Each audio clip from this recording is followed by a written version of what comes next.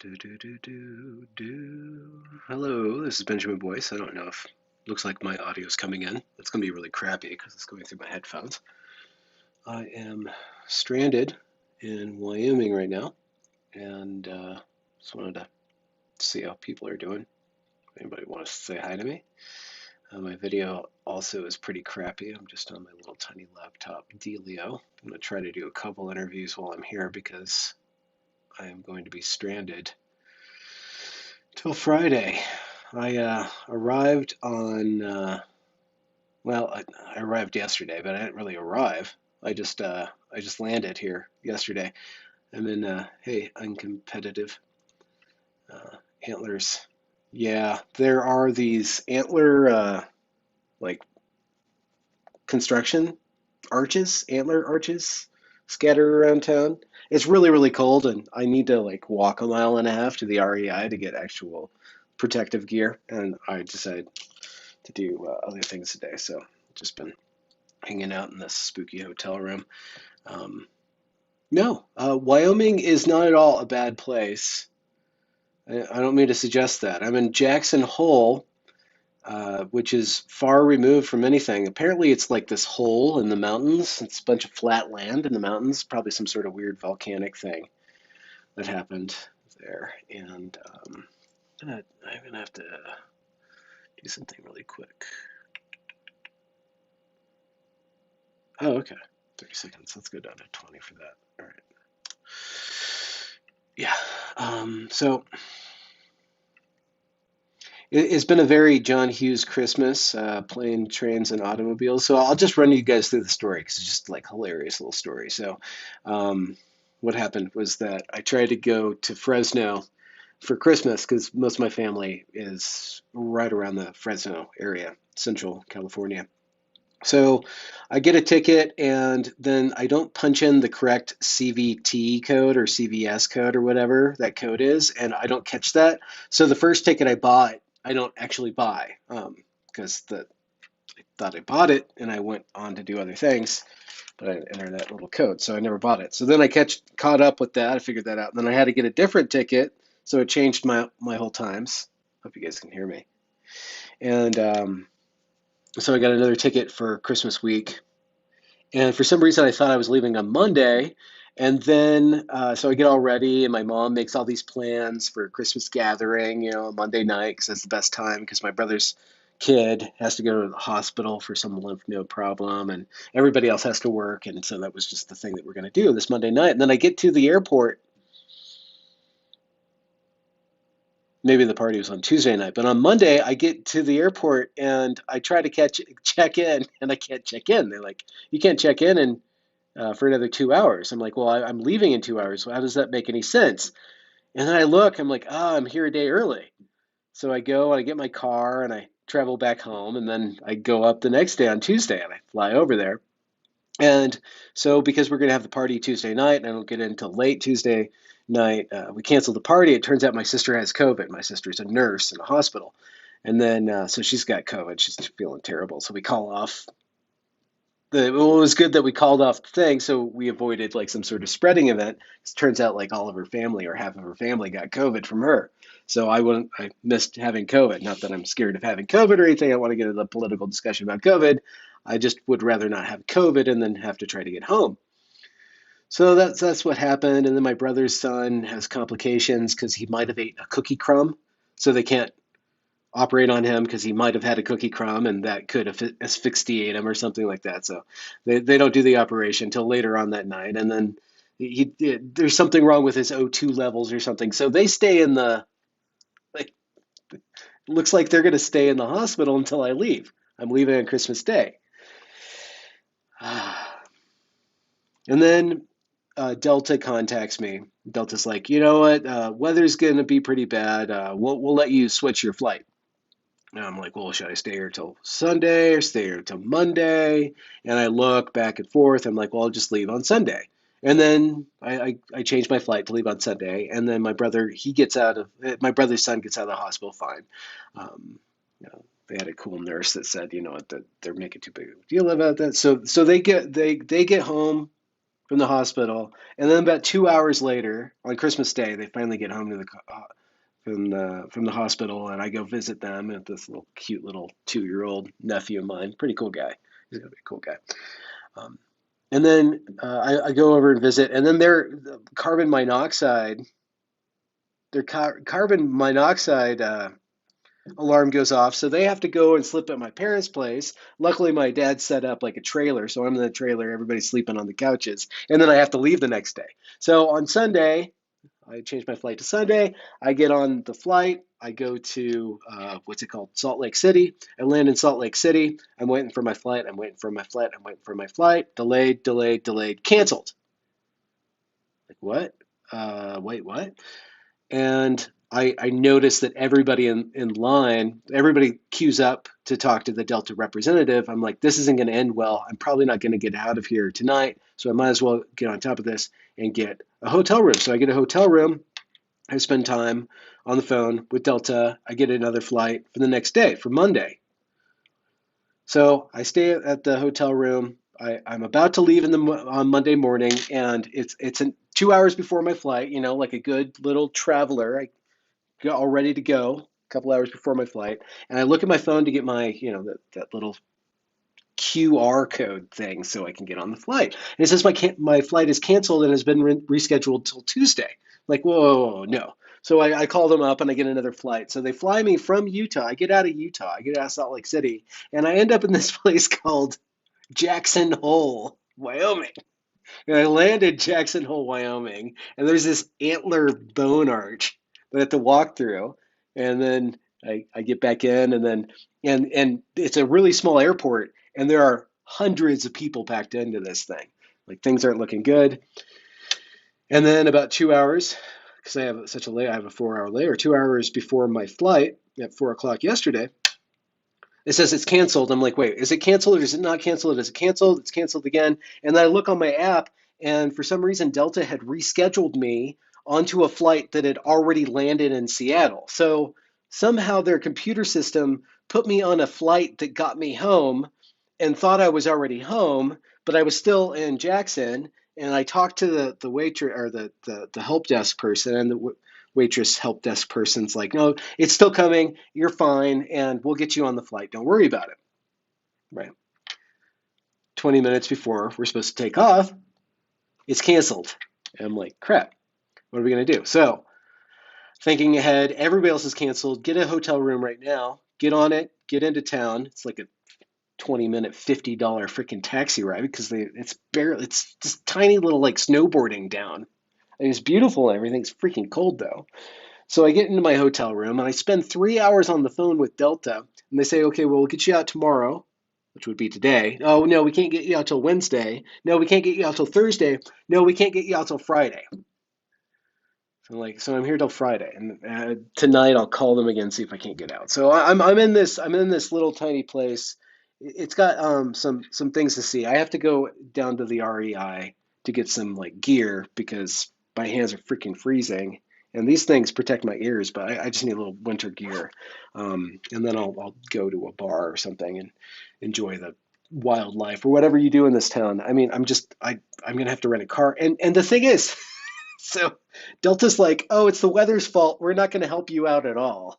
So like this little trip to my family's like got into the thousands of dollars, all these hotel rooms and like transit and all this, not thousands, but still. So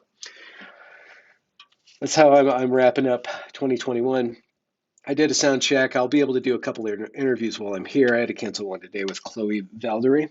I was going to interview her. I thought I was going to be on the road. Turns out it doesn't happen. So I'm going to try to do a couple of things to keep the channel alive so it doesn't die like some sort of hypo, hypo, hypo, the one hypo thing with the, not the chondria. Is it hypochondria? No, it's the one with the temperature, the dying from the hypothermia, temperature.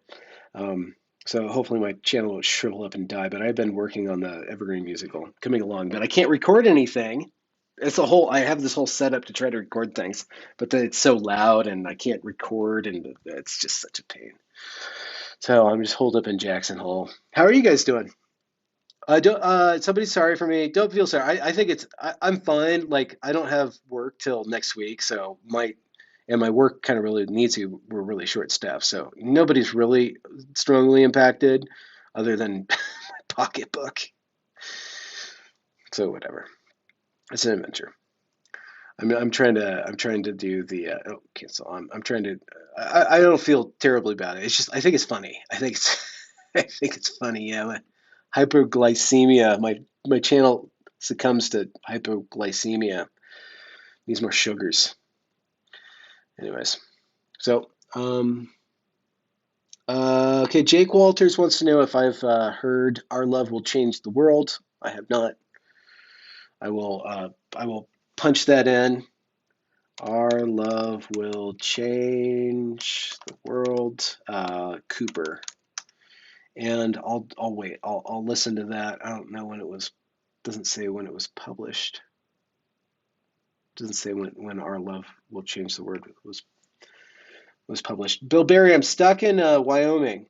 So if anybody out there is in Jackson Hole, Wyoming, I'm sure there's some followers, some viewers that are in some pretty obscure places.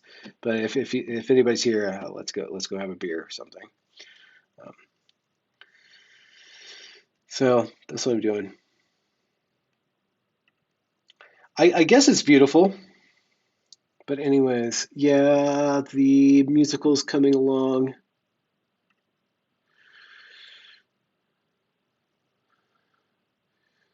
Tomorrow I'm going to have Carol Hooven on, who wrote the book Testosterone, and we did a sound check today, and I'm really excited to speak to her. She's been doing the podcast circuit for a while now. She's been on all the Benjamin Boyce adjacent podcasts, as well as Rogan, the great Rogan she's been on. Apparently the live the hotel won't let me live stream, but I'm like totally out of it. I have not been having anything in my head. So if you guys have any questions, I have to be entertaining. I don't know what I'm thinking right now. I'm just trying to catch up with you guys. Um, Cyanide, are you talking about Cyanide writes forecast says precipitation until Saturday. I wonder what you're talking about. Precipitation where? In Jackson or in Seattle? Seattle looked pretty clear to me. So I'm holed up. I guess I could be reading. I have Counter Woke Craft with Charles Pincourt with James Lindsay. I could do that. But I already read it and I interviewed the guy. I was going to give this to one of my family, but I don't know who to give it to.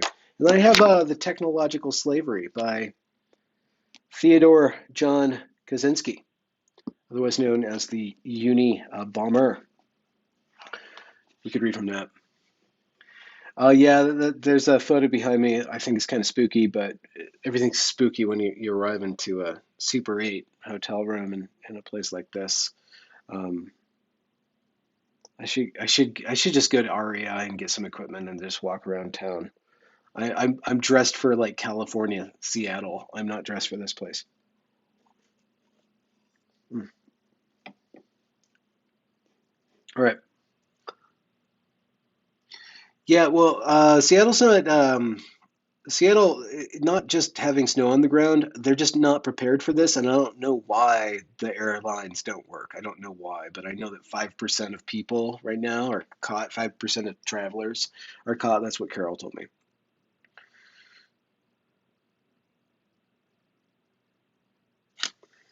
Yeah, Michael's being a genius. Here, let's just read a little bit of the Unabomber one. If anybody has any questions for me, I don't know any New Year's Eve things.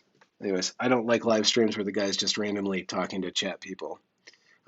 Not that I don't mind doing that, but I don't want to produce content that I would be annoyed with myself. So I'm just going to read a little bit of this chapter and see how stupid I can be about it. The Danger of Leftism. So this is page 89, number 213 from Technological Slavery by Theodore John Kaczynski. And it's volume one, of course. But it's revised and expanded, so don't worry, there's plenty of content here.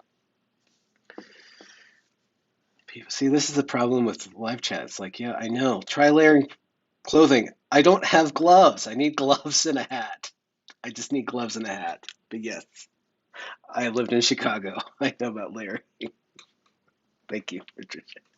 All right. Because of their need for rebellion and for membership in a movement, leftists or persons of similar psychological type often are attracted to a rebellious or activist movement whose goals and memberships are not initially leftist. The resulting influx of leftish types can easily turn a non-leftist movement into a leftist one, so that leftist goals replace or distort the original goals of the movement. To avoid this, a movement that exalts nature and opposes technology must take a resolutely anti-leftist stance and must avoid all collaboration with leftists. Leftism is in the long run inconsistent with wild nature, with human freedom, and with the elimination of modern technology. Leftism is collectivist. It seeks to bind together the entire world, both nature and the human race, into a unified whole. But this implies management of nature and of human life by organized society, and it requires advanced technology.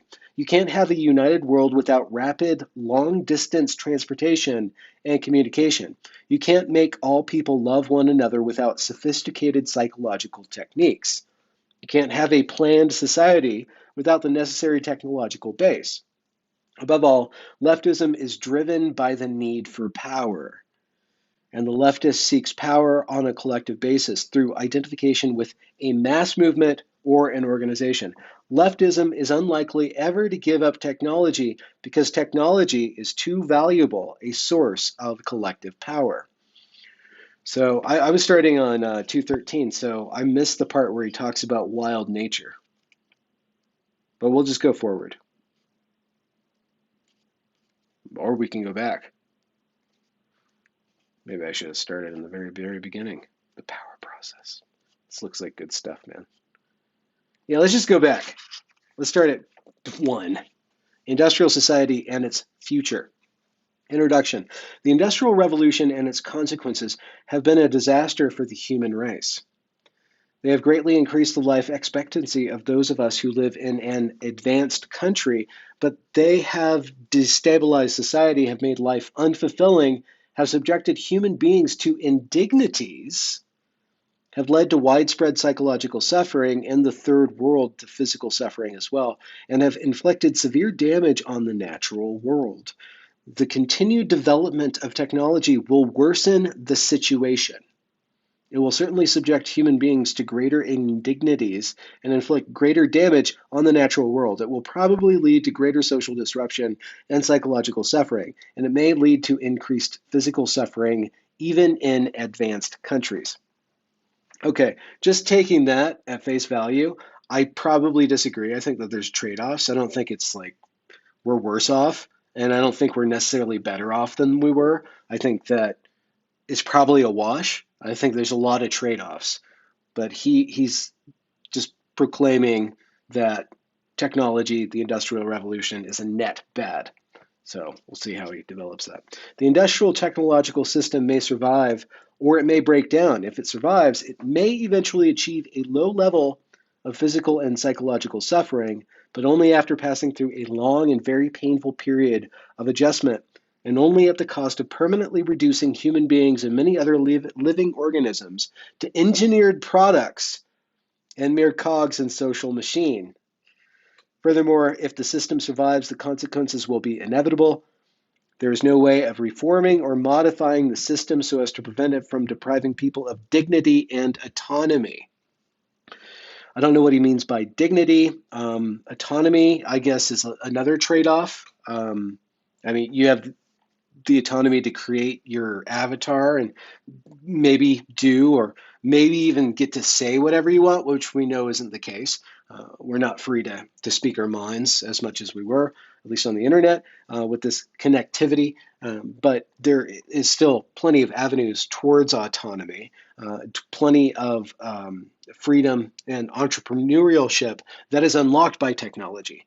A lot of small businesses and innovation and individual fortunes can be created. And I guess that is autonomy, to be able to do that.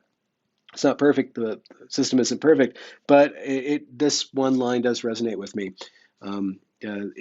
This system may eventually achieve a low level of physical and psychological suffering, but only after passing through a long and very painful period of adjustment, and only at the cost of permanently reducing human beings and many other living organisms to engineered products and mere cogs in the social machine. I think we're always going to see a number of people, or a large portion of any given youth culture that comes up within a certain technological revolution or innovation period, be harmed by that and not have the foresight, or the guardrails aren't necessarily in place because we don't know the dangers to protect young people, vulnerable people from becoming engineered by these various different technological innovations. Thinking offhandedly about 1960s drug culture. These novel drugs came into being or became popular. During that time, people were not aware of the power of them. A lot of people engineered or tried to socially or psychologically engineer themselves with psychedelics, let's say. A number of them were burnt in the process because there were not the guardrails, or wisdom was not yet developed around this new technology with regards to social media, with regards to the invention of prophylicity, from that one philosopher guy whose name is escaping me now. With the invention of the internet and the avatar, we haven't fully grasped to what degree it's engineering us rather than being a tool for our own autonomy. I really think that there's probably a trade-off system, but this is, after all, Ted Kaczynski, and he might not be the most mellow of all theoreticians. Checking with the chat. Okay. If the system breaks down, the consequences will still be very painful, but the bigger the system grows, the more disastrous the results of its breakdown will be. So if it is to break down, it had best break down sooner rather than later. We therefore advocate a revolution against the industrial system. This revolution may or may not make use of violence. It may be sudden, or it may be a relatively gradual process spanning a few decades. We can't predict any of that, but we do outline in a very general way the measures that those who hate the industrial system should take in order to prepare the way for a revolution against that form of society. This is not to be a political revolution. Its object will be to overthrow not governments, but the economic and technological basis of the present society. And then he says that's what he's going to do in this article. And then he does the psychology of modern leftism, which is from that manifesto. I'll just read that, and then we can chat a little bit more on the spear stream. Am I allowed to drink beer on YouTube? Do I have the autonomy to do that? Okay, the psychology of modern leftism, and again, this is from the Ted Kaczynski's Technological Slavery. Almost everyone will agree that we live in a deeply troubled society. One of the most widespread manifestations of the craziness of the world is leftism. So a discussion of the psychology of leftism can serve as an introduction to the discussion of the problems of modern society in general. But what is leftism? During the first half of the 20th century, leftism could practically have been identified with socialism. Today, the movement is fragmented, and it is not clear who can properly be called a leftist. When we speak of leftists in this article, we have in mind mainly socialists, collectivists, politically correct types, feminists, gay and disability activists. Activists, I think, is the key term. Animal rights activists and the like. But not everyone who is associated with one of these movements is a leftist. What we are trying to get at in discussing leftism is not so much a movement or an ideology as a psychological type, or rather a collection of related types, Thus, what we mean by leftism will emerge more clearly in the course of our discussion of leftist psychology. And then he refers to the paragraphs ahead of us.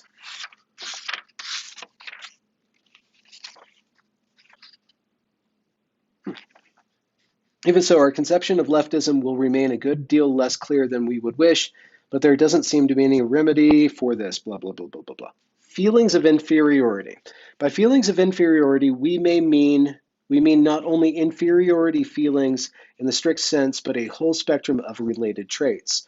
Low self-esteem, feelings of powerlessness, depressive tendencies, defeatism, guilt, self-hatred, etc. We argue that modern leftists tend to have some such feelings, possibly more or less repressed, and that these feelings are decisive in determining the direction of modern leftism. So I guess we can just go back to the thoroughly prescient essay, or at least aphorisms, of Friedrich Nietzsche about ressentiment and his idea of the slave versus master morality and the tarantulas, where we see a lot of movements that are based more or less on resentment, basically lead in certain directions. And how do we overcome resentment? Well, I guess how do we properly conceptualize resentment and the gravitational force that has, and what causes one to be swept up or put into that position? And it does have to do with a feeling of powerlessness, or a feeling of fighting power even, which might, again, be from a feeling of powerlessness. I'm just trying to see if, insofar as the Evergreen musical is going to be about a certain instance of collective resentment, ownership, and overthrowing, and a lot of that which was going on was based on some feeling of resentment. And even if it wasn't based on a feeling of resentment, it was acted out in terms of oppression and oppressed dynamics, which are basically about resentment. And I'm wondering if there's a way to replicate that or represent resentment as a psychological type artistically, and then undergo the process of allowing that resentment to achieve catharsis, to achieve like its critical state and completely, become full bore, and then kind of shatter and grow into something else. Is there any transformation at the end of a movement that at least uses resentment as fuel? And is that end necessarily destructive in character? Can it be a generative end? In a lot of the stuff that I've studied and that I've looked at and that I've critiqued, I do not see a productive end other than a summoning of a better tomorrow, or a summoning of being on the right side of history. But because it's so focused on the wrongs of the present and the wrongs of the past, it doesn't seem like it'll ever be able to achieve a future that isn't just as mired in things to resent than any given present or any given past was. And so what it does, and I have explored this in my interviews too, is that those who adopt that mindset, that is what Kaczynski is trying to say is leftist, and what certain people say is woke and whatever. But what we see is that those who adopt this ideology, they do become hyper aware of infractions to it, and begin to magnify and make mountains, literally make mountains out of microaggressions. That's basically what it does. So I don't see, I'm just trying to think dramatically, and there's different layers to it, because I can make fun of it directly in a musical, or by parodying it, or making a funny song about it, and there are some funny songs about that. But what I really want is the emotional content of resentment, and I want to see if there's any sort of way to redeem the resentful, or to submit resentment to a process of redemption and overcoming and rebuilding. I don't know if that's necessarily possible. And I mean, if it's not, then what I'm looking at is a very dark comedy at the end, and something that will be, in the end, pretty grotesque. And I think that that's kind of just the nature of the material, because I don't see a way to not allow that algorithm, the resentment algorithm, or the code of conduct that arises from a movement that's based on resentment. I don't see how it comes out the other end with roses and some sort of frolicking on the fields, other than perhaps the killing fields. That's all I see right now. So that's what I'm thinking about. And I think, philosophy such as this, and philosophy such as we discuss in my program, and by philosophy I mean explaining that and anecdotally witnessing, watching it take root, watching these different ideologies take root inside of somebody's psyche and drive them to a certain point, hopefully where they turn around and they do the math themselves and work out where it's leading them. Then they turn around and reassess that. There's still no positive philosophy there, because I don't think there's yet a positive art of wokeness, or at least that's what I kind of want to attempt to do with the Evergreen Musical, is to add to the conversation orthogonally by going in the direction of dramatics and art, using comedy. I think there's plenty of anti-woke or counter-woke or post-woke comedy, but I want something that has a tragic feel to it. Even though it's going to be dressed up in comedy, as you guys can already tell from the music. Yeah, Michael G. Gelunas says resentment is overcome or it eats you. Yeah, I don't see how resentment at all leads to anything other than collapse, nihilistic collapse. I really don't see it moving in any direction. All right, you guys say bye to Tim. Tim, have a good dinner. Hope you guys have a good dinner. Whoever has to leave, whoever has to go. So let's go back to Kaczynski. Feelings of inferiority. From page 25, section, paragraph 11. When someone interprets as derogatory almost anything that is said about him or about groups with whom he identifies, we conclude that he has inferiority feelings or low self-esteem. This tendency is pronounced among minority rights activists, whether or not they belong to the minority group whose rights they defend. They are hypersensitive about the words used to designate minorities and about anything that is said concerning minorities. The terms negro, in quotation marks, I'm not going to say it out loud, Oriental, handicapped, or chick, for an African, an Asian, a disabled person, or a woman, originally had no derogatory connotation. Broad and chick were merely the feminine equivalents of guy, dude, or fellow. The negative connotations have been attached to these terms by the activists themselves. Some animal rights activists have gone so far as to reject the word pet and insist on its replacement by animal companion. Leftist anthropologists go to great lengths to avoid saying anything about primitive peoples that could conceivably be interpreted as negative. They want to replace the word primitive with non-literate.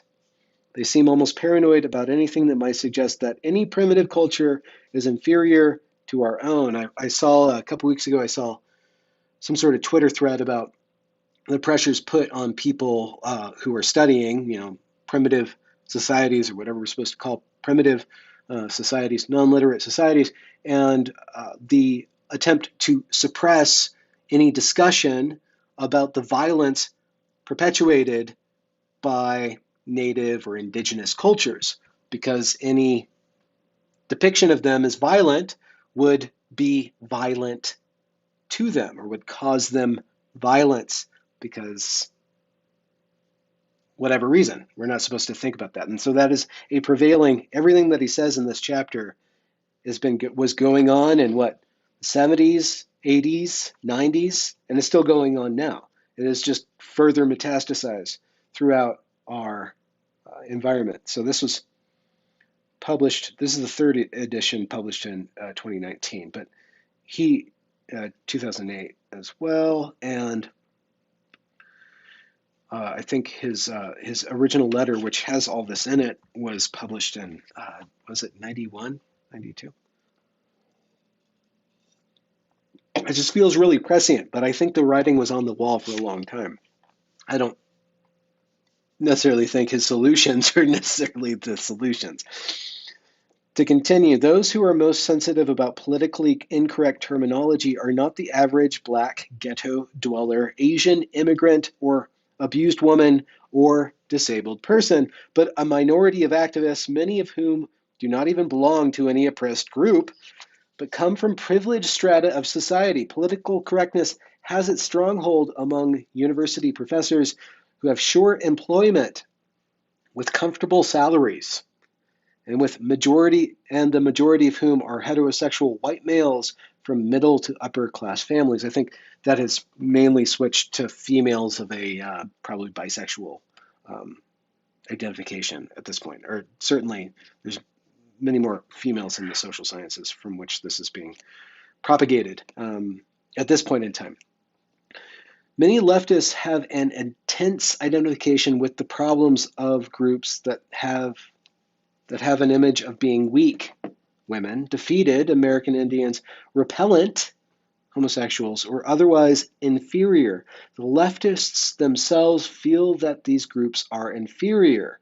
They would never admit to themselves that they have such feelings, but it is precisely because they do see these groups as inferior that they identify with their problems. We do not mean to suggest that women, Indians, etc. are inferior. This is him talking, and I would agree with this. We are only making a point about leftist psychology. Feminists are desperately anxious to prove that women are as strong and as capable as men. Clearly, they are nagged by a fear that women may not be as strong and as capable as men. Leftists tend to hate anything that has an image of being strong, good, and successful. They hate America, they hate Western civilization, they hate white males, they hate rationality.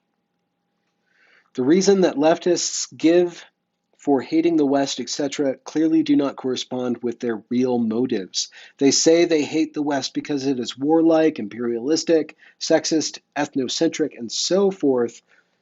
But where these same faults appear in socialist countries or in primitive cultures, the leftist finds excuses for them, or at best, he grudgingly admits that they exist.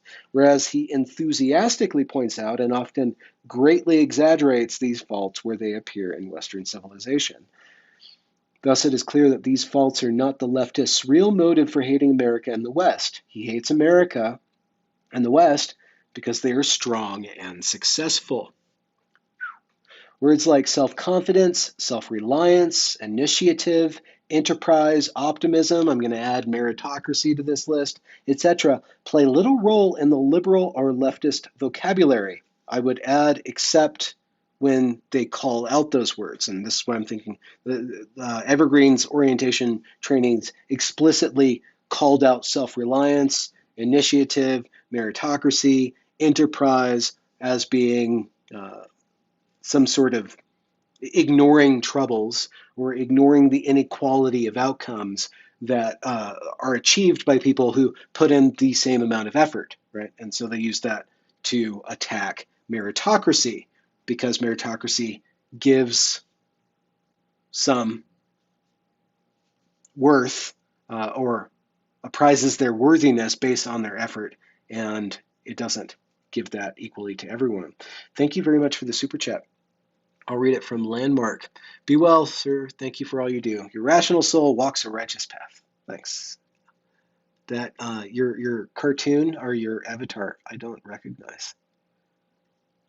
Somebody can describe that in the chat.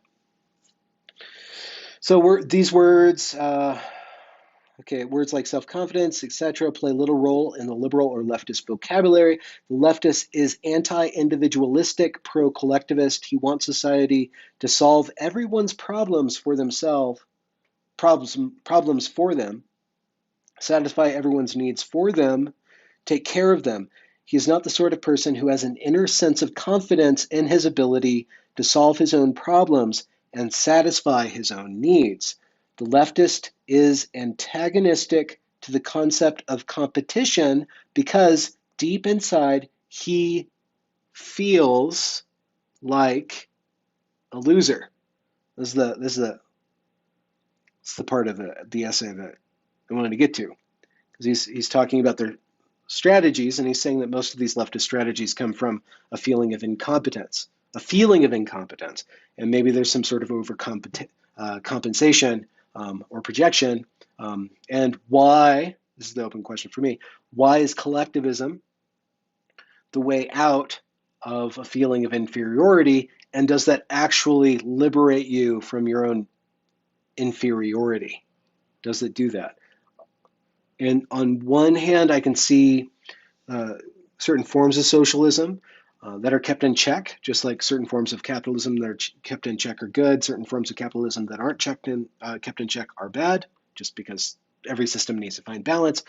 A balanced socialism, I would hope, or this is how I've thought about socialism, positive socialism is a cultural expectation of helping thy neighbor and a cultivation of the strong, a cultivated sense within the strong to help the weak, and a cultivated sense that, and I think that certain forms of capitalism actually incentivize this, that one's intelligence isn't for one's self, it's for one's society. One's strength isn't for one's self, it's for everybody else. And certain forms of capitalism incentivize that by paying people for their intelligence, by paying people for their strength, right? And then incentivizing them to do that more. But I think that capitalism as an economic system is not a moral system, and it only works within a moral system that does have some sort of sense of the other,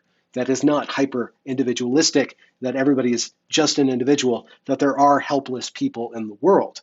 And if we go too far down the individualist track, we tend to forget that there are helpless states that we all go through, specifically in being born, being raised, and then dying, and then in periods of sickness. So I think a balanced individualism would cultivate within its society, and a balanced capitalism would be based on a society that has cultivated not only self-reliance and confidence and competence, but also a feeling of generosity and of gratitude within the individuals that participate in that system. With gratitude comes is opened up a feeling of not taking advantage or taking for granted all the things that society, a wealthy society, has given you and that you benefit from. So you have gratitude, which is the positive form of what we talk about when we talk about privilege or white privilege, and the discourses around privilege and privilege politic are a negative version or a resentful form of gratitude. It's using the same sort of view. Well, it's not. It's using the same data from a different point of view. And privilege discourse makes one's gratitude more tinged towards guilt, and people's awareness of what somebody else has tinged towards resentment. So gratitude is the positive form of what we call privilege, and then generosity would be the form to solve or to actually do the work that a lot of this social justice stuff or this collectivistic socialistic stuff that wants to create a bureaucracy or wants to create a technological civilization that will dole out these resources.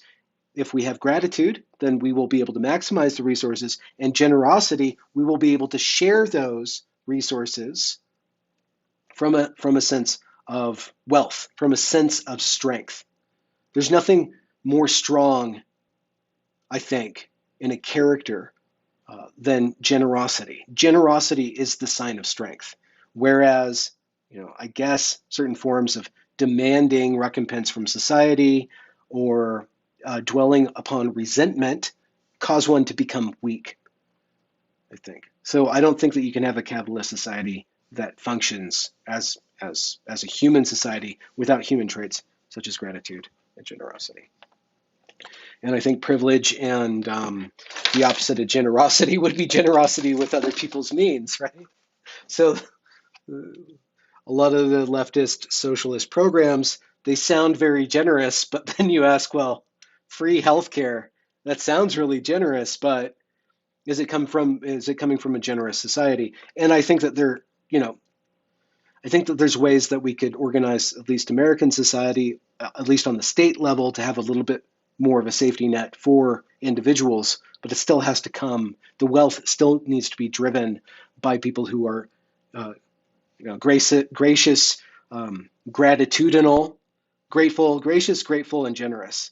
And then you could have these leftist programs. But when you talk about far leftists or certain Bernie followers, you think that they just want to take from the rich and give to the poor, and you can't really be generous with other people's goods.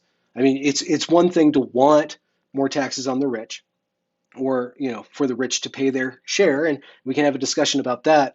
But leaning too heavily into that and not actually participating in generating wealth just means that you want to be generous with other people's stuff. Generosity starts from you building resources yourself and then giving those resources away. And if you focus too much on the rich versus the poor, you get caught up in that resentment thing.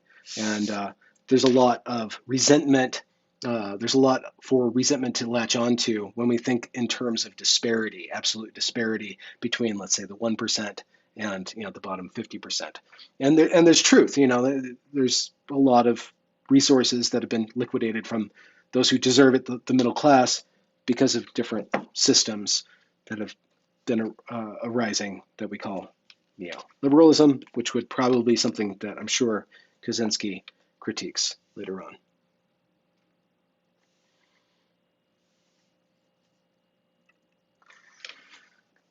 To continue, I think there's some good conversations in that old chat. I never get to participate in the chat because it sounds too janky if I'm just participating in chat as the video producer, but it's always great to have intelligent people not tearing each other new ones, but I think they're being generative over there in the chat. Let's go back to here. Okay. 17. I like this section too. Art forms that appeal to modern leftish intellectuals tend to focus on sordidness, defeat, and despair, or else they take an orgiastic tone, throwing off rational control as if there were no hope of accomplishing anything through rational calculation, and all that were left, anything through rational calculation, and all that were left were to immerse oneself in the sensations of the moment. Modern leftish philosophers tend to dismiss reason, science, objective reality, and to insist that everything is culturally relative. It is true that one can ask serious questions about the foundations of scientific knowledge and about how, if at all, the concept of objective reality can be defined, but it is obvious that modern leftish philosophers are not simply cool-headed logicians systematically analyzing the foundations of knowledge.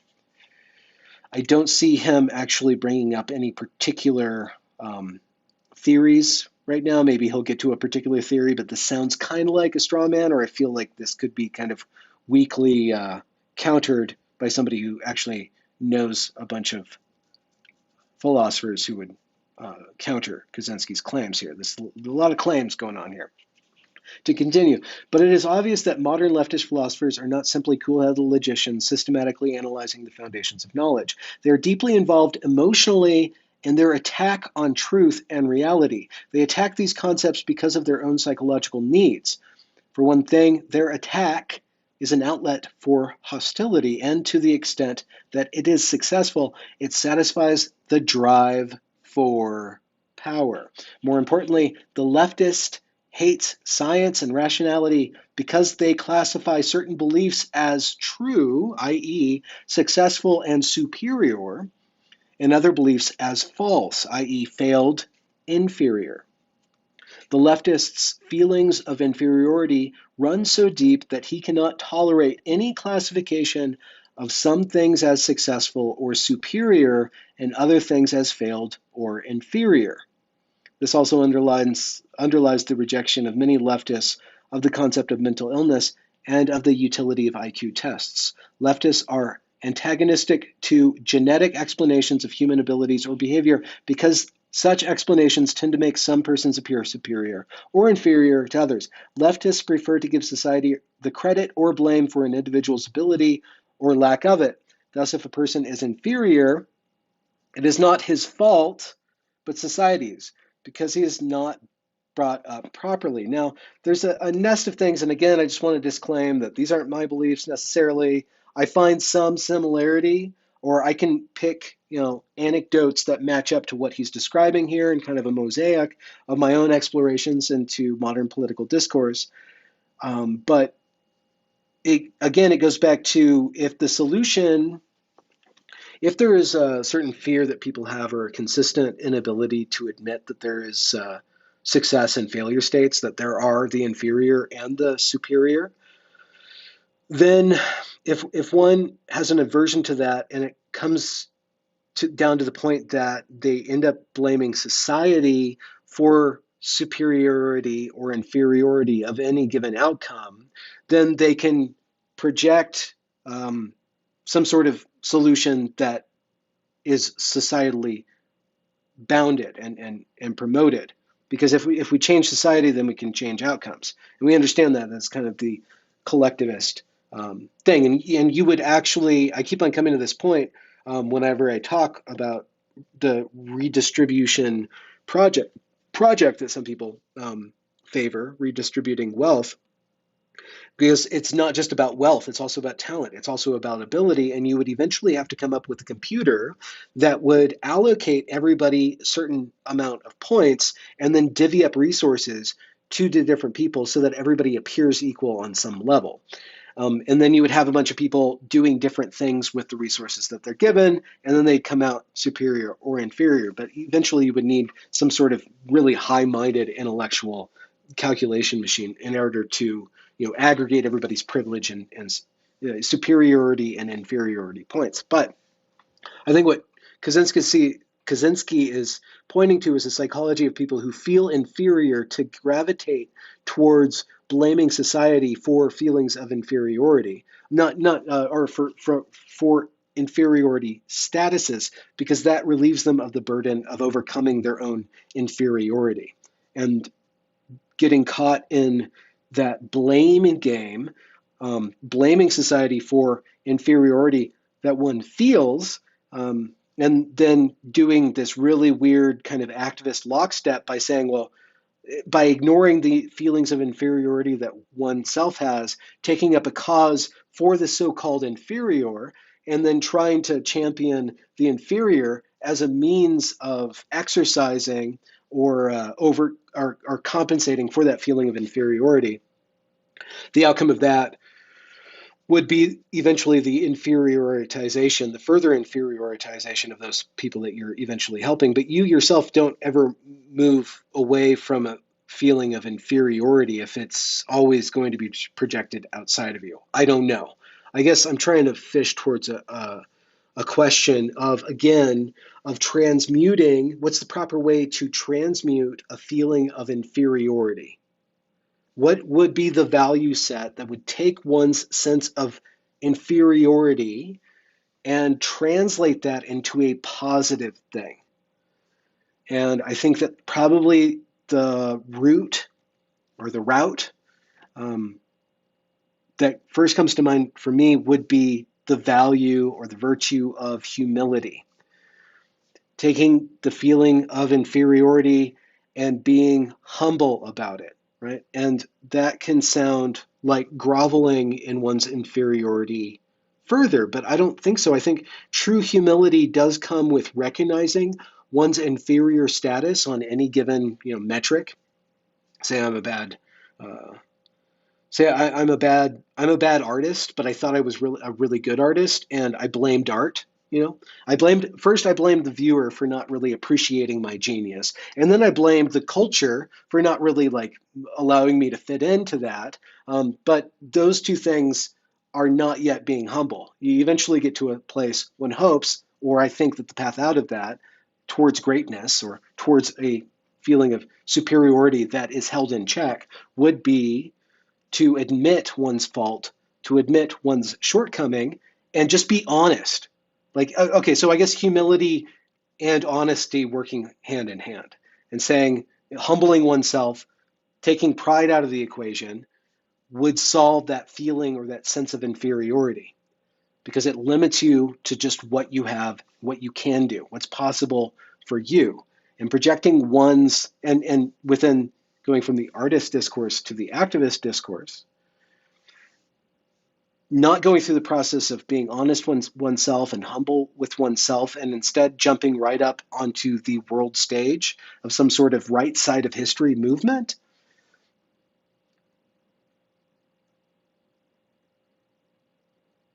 It gives you cover only for so long from that sense of inferiority. I think again that inferiority will curdle into guilt or curdle into a righteousness that becomes a fundamentalism or a puritanicalism, and a demand that everybody be on board with you. Side note, I was reading somewhere today on the social media on the internet about how all these different hobbies, all these different just ways of doing things like comic books and movies and music and just all these different kind of silos of culture are all being forced into this one amalgamation or this one universal standpoint. They're all being collected and subjected to the same moral purity test. And we see this thing that we call wokeness or social justice or whatever you want to call it. I don't care what you call it. I'm just going to use the term woke, but I have to argue with somebody every freaking time I use that word. Whatever that is trying. It's a collectivism of culture. It's trying to submit all the units of culture, sounds and dances and comics, all these different things. It's submitting it all. It's collecting it all into one totalizing ideology. And so that there's no longer any, well, one, within every given art community, there's no longer variation between artists because they all have to believe the same thing. And within all the different aspects of culture, there's a complete blandness or uniformity that is going to come about, and that we see coming about because of the totalitarian drive to take all of those different things and submit them all to the same rubric of judgment, which is a totalizing judgment, which means that there is a right and a wrong way to do things, and that's promoted by people who usually are bad artists. You have a lot of people who are very inferior artists that are getting promoted by this totalizing system because they think or they look the right way. But the content of their character isn't there, and the competence as artists isn't there. But they have the right way of doing things. And actually, I would think that you won't actually see great art within the woke discourse because they don't like things that are superior. They do not like things that excel beyond a certain point, unless I think I would agree with Kaczynski here, unless it's submitted to some sort of orgiastic state. I mean, that's the way that you achieve greatness, would be this orgiastic state that collapses everything into something that happens right now, and it's perfectly encapsulated within the Evergreen State College protest. It's perfectly encapsulated by the art that comes out of that, and that's enshrined by one of the more or less direct leaders of that protest, being Naima Low. Like, if you look at her art, it's all about abjection of beauty, and submitting beauty to some sort of abjectness, like paucity of pursuit and talent. So I guess to a certain degree, I would agree with Kaczynski that there is some sort of collection of values that have to do with inferiority. I think resentment is a good kind of arch idea, and I think that for every different inroads or every different fault that the leftist, or what he's calling the leftist, or the people who are promoting and swept up in the philosophy, broadly speaking, of resentment, I think for every given poor, bad, outcome or wrong-headedness in any given vector, I think that there would probably already be a virtue or some sort of virtue ethic that takes the same problem and transmutes that problem, a feeling of inferiority, into not a feeling of superiority, but actually a superior character, right? Not a feeling, no longer a feeling of superiority, because you have coupled with a feeling of inferiority, a feeling of superiority. And again, as somebody that's not really being honest with themselves and not really being humble with regards to their finitude of action and of effect, and wanting to be much greater than they actually are, and feeling really, really poor because they aren't greater than they are. And those two things could be solved not by either, you try to solve it by these poor means of becoming an activist or blaming society or going into these ego trips, or you can just do the work of becoming humble and honest. Just like generosity and gratitude and graciousness, I think there's just all these different values that do the same thing and avoid the bad outcomes. Super chat from Cassie. Thank you so much. A small capitalist token of my appreciation for the time and thought you put into your channel. Thank you. Thank you, Casey. So I don't know to what extent Kaczynski is going to be advocating for virtues. I think he blames technology. And there was something that I read just now. He was saying about wanting to have a revolution, and then later on he says, well, the leftists are going to want to take this over because they're fueled by resentment. I wonder really what the psychology of Kaczynski is. Who knows? You guys mind if I keep on going? I'm at the hour mark. Let me take a little drink.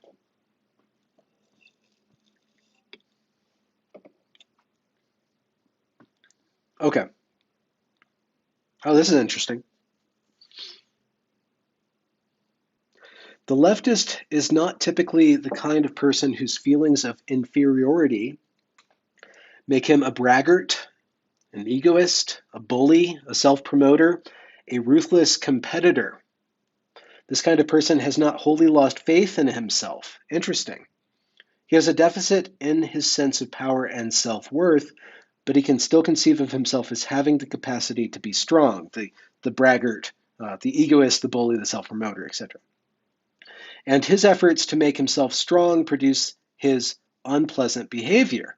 Interesting. So again, this is going along that feeling of superiority rather than the feeling of inferiority, which still have not yet taken stock of humility and honesty. But the leftist is too far gone for that. His feelings of inferiority are so ingrained that he cannot conceive of himself as individually strong and valuable. Hence the collectivism of the leftist. He can feel strong only as a member of a large organization or a mass movement with which he identifies himself. Now, again, Kaczynski, I don't think is talking about, I don't think that the mapping of this onto, let's say, the leftish democratic influencer isn't necessarily who he's talking about. But this is a really interesting passage because you can see a lot of what we're just going to call woke, get on my case in the comments or not, that penumbra of values and the psychology behind that. We see a lot of influencers promoting this. We see a lot of braggarts, egoists, bullies, self-promoters, and ruthless competitors. So it makes one wonder to what degree what he's talking about is taken on a completely different form within the era of profilicity, or within the era of the avatar and the internet personality. And everyone now is a public intellectual. Everyone now is an influencer. How does this, how do his ideas now match up onto this? Because we do see a lot of braggarts, egoists, and bullies, self-promoters, and ruthless competitors who are still acting out or addending themselves to a movement that is based on resentment. So he's saying that what Kaczynski is describing as a leftist doesn't even believe in himself to that degree. To continue, notice the masochistic tendency of a leftist tactic. Leftists protest by lying down in front of vehicles. They intentionally provoke police or racists to abuse them.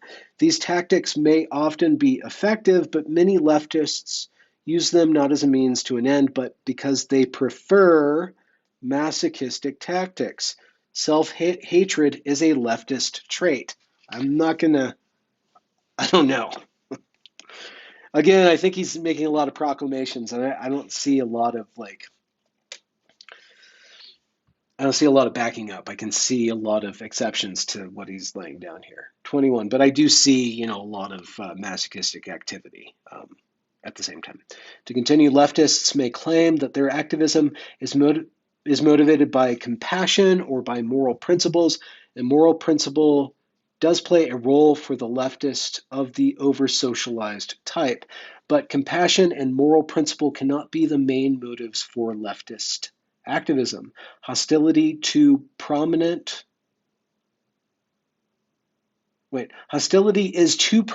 a component of leftist behavior. So is the drive for power. Moreover, much leftist behavior is not rationally calculated to be of benefit to the people whom the leftists claim to be trying to help. I can see that a lot in modern activism.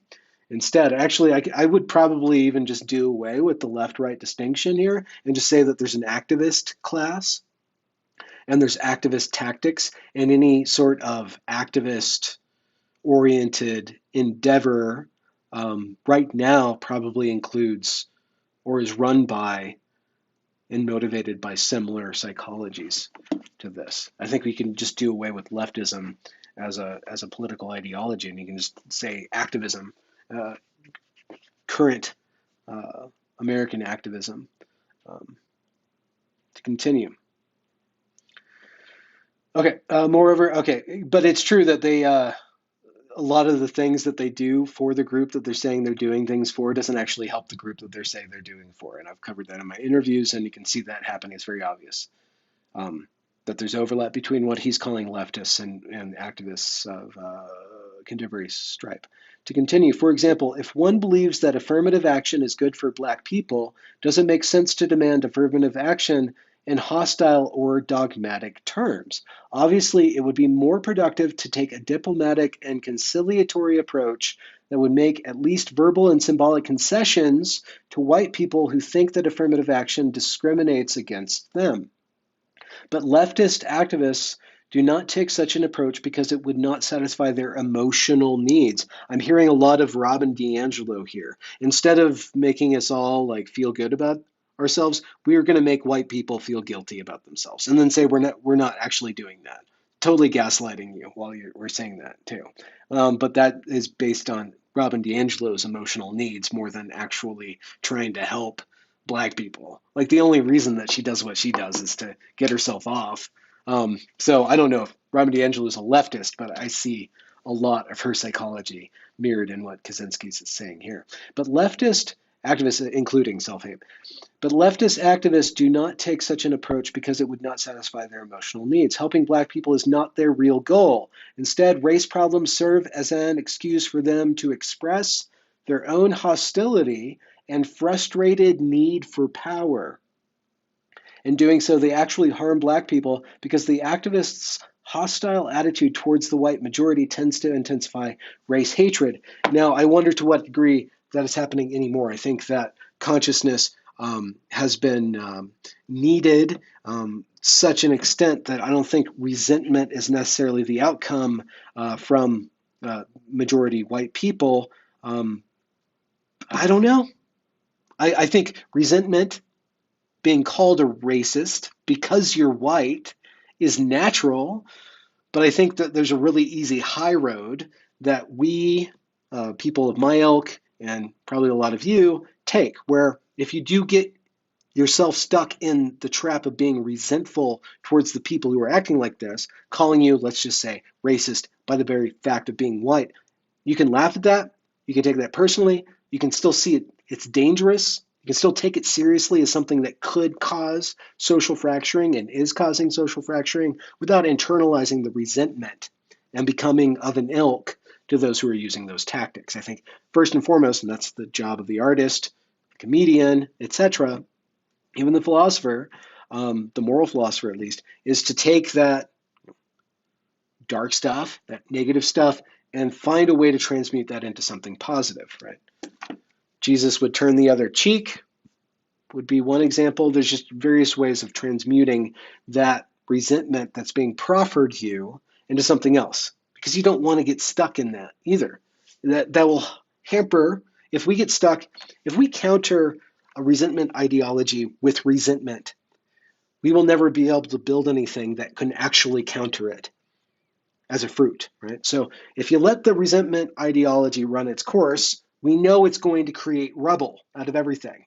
The job is to create something that can withstand that.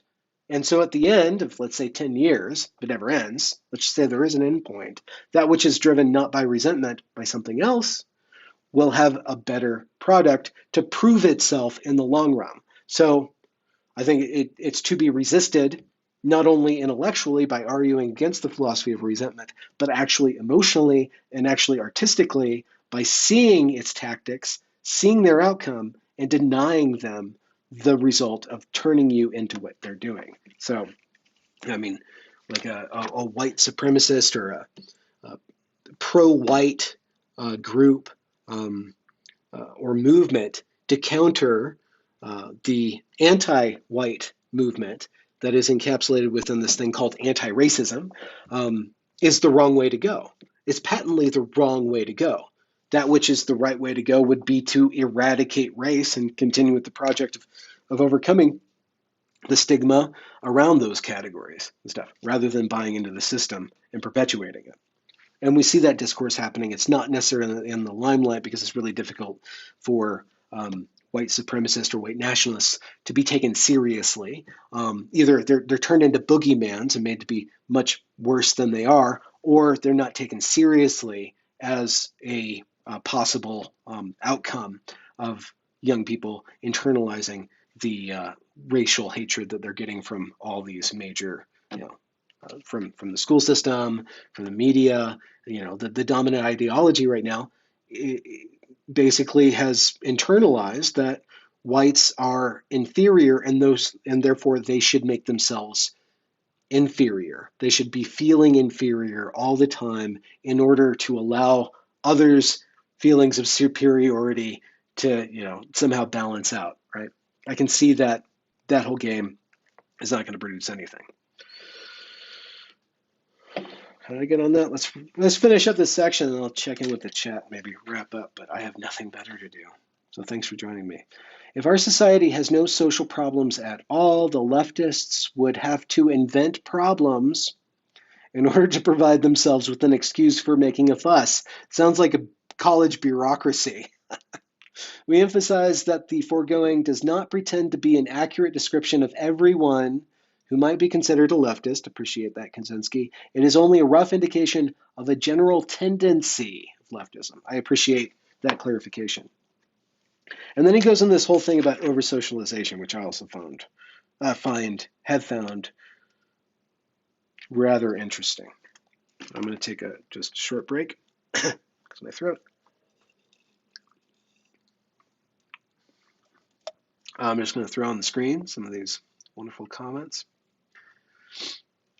Terence says, there's no building that worldview. The utopia magically emerges. It's autochthonic, right? It births itself, right? It's like some sort of God. Okay. I can't fix my hair. All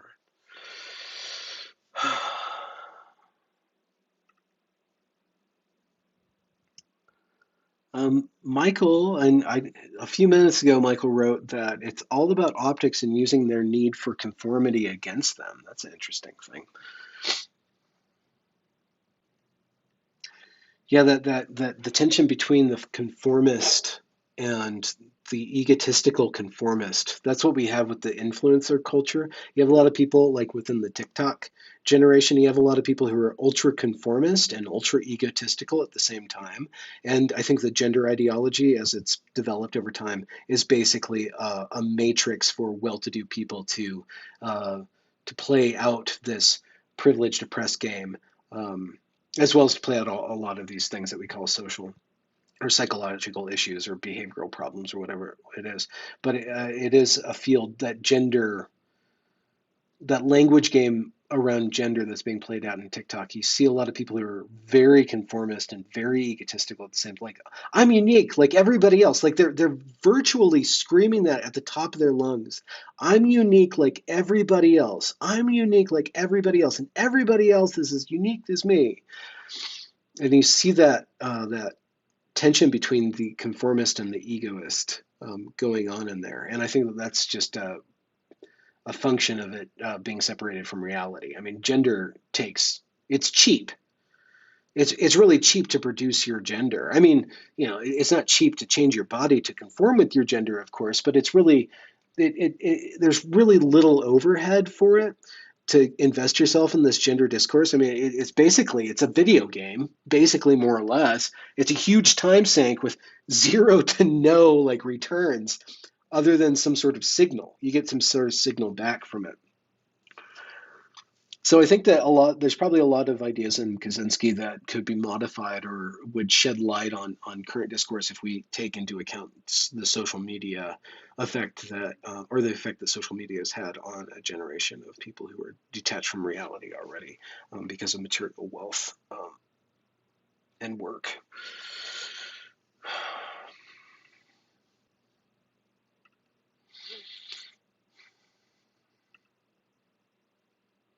Skillet Pan. What are you, asked Benjamin Boyce, what are you supposed to do with a toilet paper degree? You either invade Poland or you try and go get a GoFundMe going. That's interesting. Was Germany, was the Weimar Republic printing toilet paper degrees? I wonder, somebody accused me of being a Nazi or being Goring. There was just somebody wrote an article. Okay, stupid Twitter drama, and I'm only bringing it up because it's so stupid it doesn't really matter. Which is just, I guess, an oxymoron because it's Twitter drama. What do you expect? Somebody wrote an article about how gender critical discourse is invading online spaces and creating all these hashtags and slogans in order to be really adaptive and infectious like a meme. And I'm like, you're basically describing gender ideologues too. So I posted that that meme with Goebbels, which was the Nazi minister of propaganda, saying one of his rules was that you accuse the other side of that which you are guilty. And basically this guy was accusing gender critical movement of the same tactics that the gender ideology movement has been wildly successful at, the same exact tactics, and then somebody who has this stated goal in his Twitter bio of defeating bigots or something, taking bigots out. He's like, he accused me of being Goebbels, of accusing the guy of being what I'm guilty of, and he posted this link about this archive of sexuality in the 30s that was created in the 20s, in the early 30s, this archive of sexuality in Germany that was then burnt down by the Nazis. And this guy was accusing me of being a Nazi for burning down an archive of sexuality, right? And I mean, it's stupid because, again, he was doing the Goebbels thing of accusing me of that which I don't know if he's guilty of it or not, but I linked the 140 investigative interviews I've done on sexuality. I have created an archive of discourse around this. It's not complete. It doesn't, it's not fair. It doesn't treat every voice equally. It actually treats the voices that aren't getting attention favorably. So I'm actually participating in a project that you could read as very lefty-ish by me promoting the inferior, so-called, empowering the inferior. But I do that simply by platforming them and allowing that side of the story to fill out the broader discourse, right? So my gender series doesn't stand alone. It's a part and a response to the larger gender discussion because a certain ideology is promoted, is the official ideology, all the way up into the very highest forms of government. This stuff is the rule. Trans women are women, right? That is the rule of the day. That which discusses and argues against that was underproduced. So I filled out that thing. So I'm not a completionist with the whole thing. I'm partial. I'm biased against that which is the predominant bias. And in the process, I caused the coming together or the coming into being of an archive, more or less, of the other side of the story. And then I think that to a certain degree, I was instrumental in empowering people to do that on their own and to run with that ball and produce more of that kind of content. But it's just interesting when you get straw man, like being accused of the opposite of what you've done. Like you basically you burning down an archive of sexuality by building an archive of sexuality. I don't know why I'm bringing it up. So it's Twitter drama is just so stupid. It's so stupid. Just go back to Kaczynski.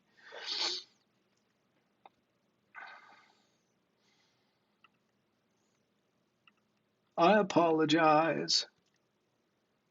I apologize.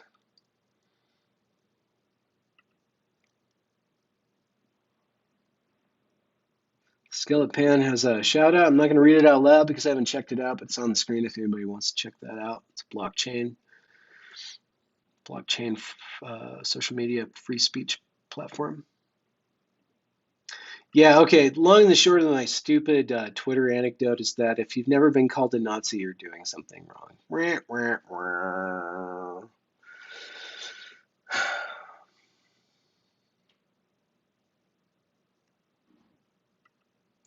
Okay, so we're going to read a question from the chat from Rick G. Does anyone have a nonfiction book recommendation for 2022? I was really enjoying Carol Hooven's Testosterone, or T, the story of testosterone, which I left at home because I thought I had enough room, enough time to finish the whole thing before I interview her tomorrow. But thankfully, I feel bad, but she did send me a PDF, so I'm going to skim that when I'm off of here. I mean, not skim it. I'm going to read thoroughly the last chapter like she told me to, but try to catch up with that. But I think we're going to talk about something completely different to that. So anyways,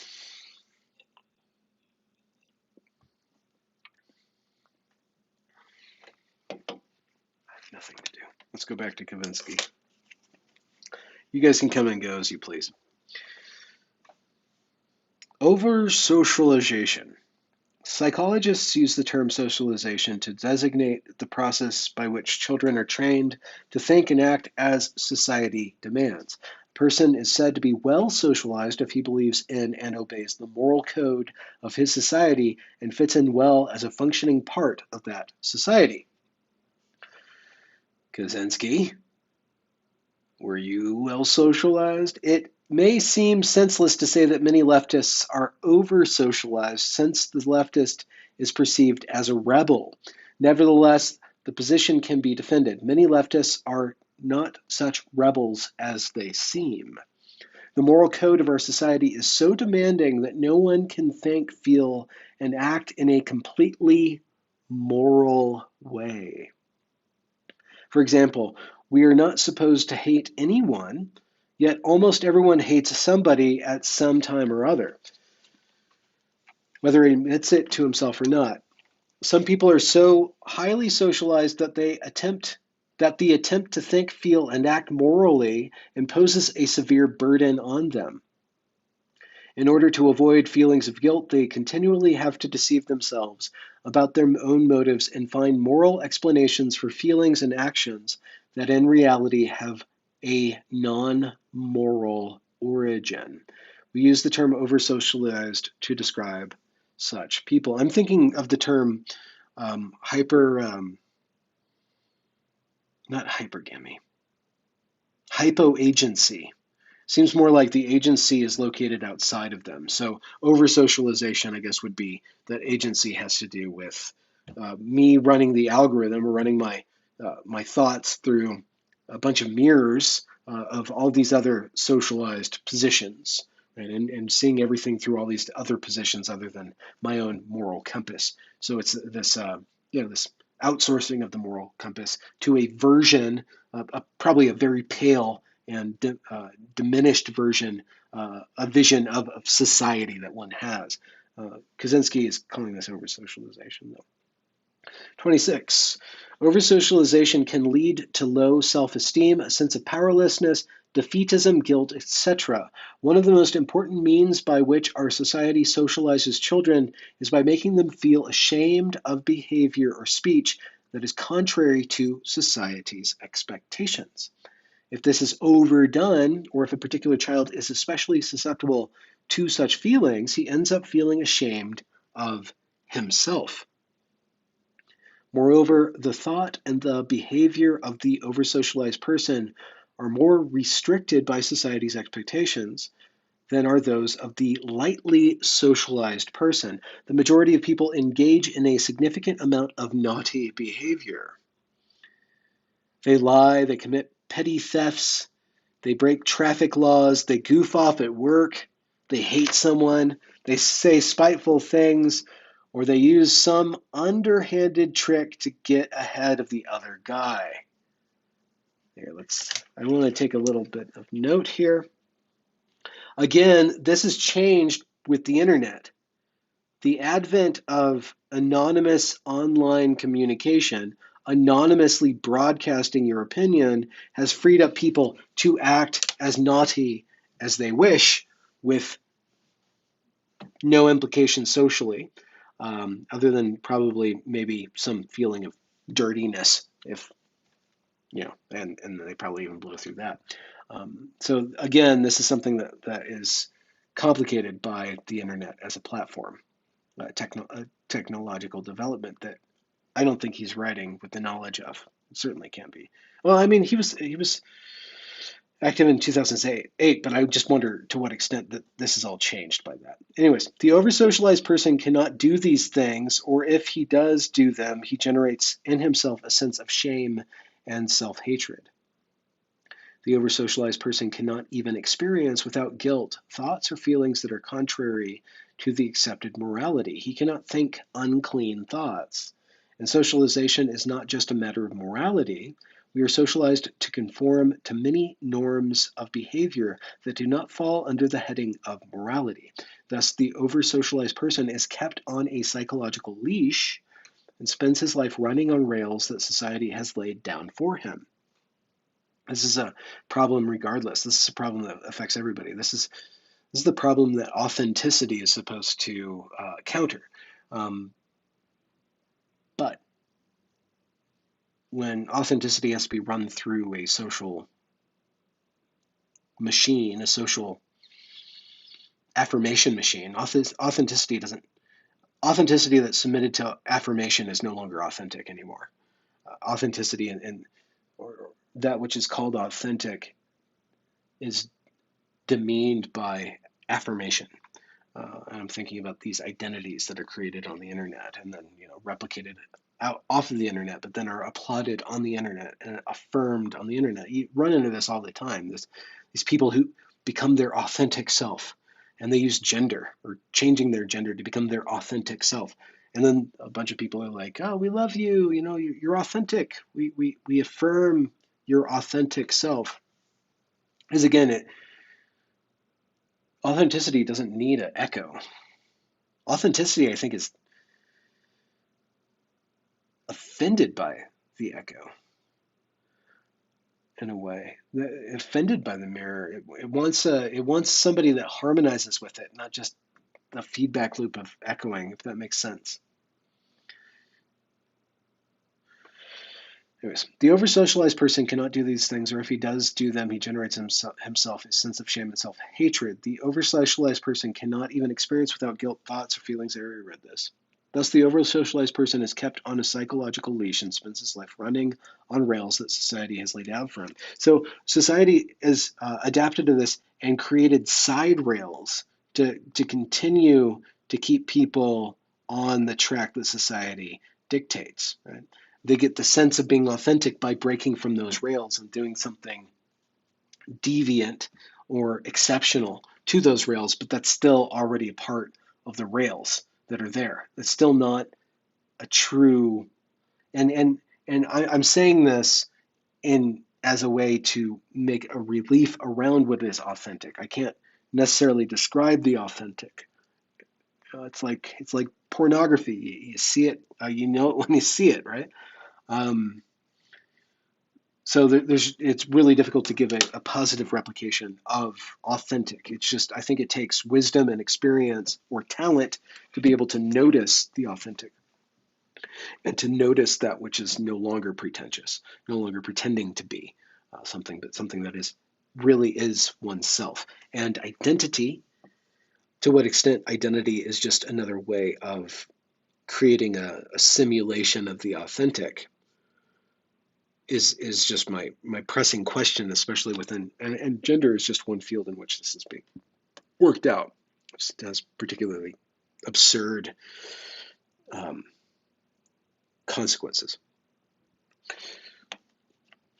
So if somebody's caught in this over-socialization, and then they're always only running on the sails that society's laid down for them, and then society goes through the trouble of creating alternative rails that society still owes or owns. And by society, I mean, the locus of control is on that affirmation. The locus of control is outside of the person, is in the echo, it's in the mirror. It's not yet generated by being seen or shown or revealed in the real light, whatever that reality is, within human consciousness, within human psychology, whatever that soul is, that emerging authenticity. I believe that. If you don't, I understand. Be a cool conversation, but the pursuit of that authentic self that is not pre-laid down by society. Society has already figured out ways of gaming that anyways. In many over-socialized people, this results in a sense of constraint and powerlessness that can be a severe hardship. We suggest that over-socialization is among the more serious cruelties that human beings inflict on one another. We argue that a very important and influential segment of the modern left is over-socialized, and that their over-socialization is of great importance in determining the direction of modern leftism. Leftists of the over-socialized type tend to be intellectuals or members of the upper middle class. Notice that university intellectuals constitute the most highly socialized segment of our society and also the most left-wing segment. Again, it goes back to the evergreen. Just that evergreen is just like this, this bore, this cutting the bore of this tree just to see the inside of it. It's not the whole tree, but it gives a representative sample, I think. That's why I continue to keep it alive. 28. The leftist of the over-socialized type tries to get off his psychological leash and assert his autonomy by rebelling. I was already saying this earlier.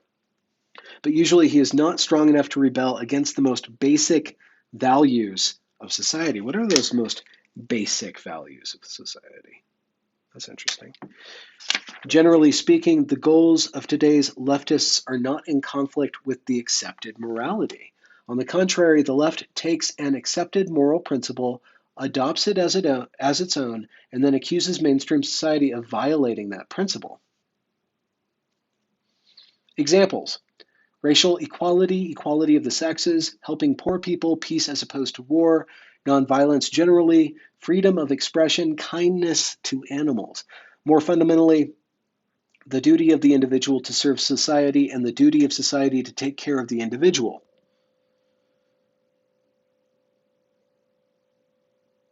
I'm pondering that.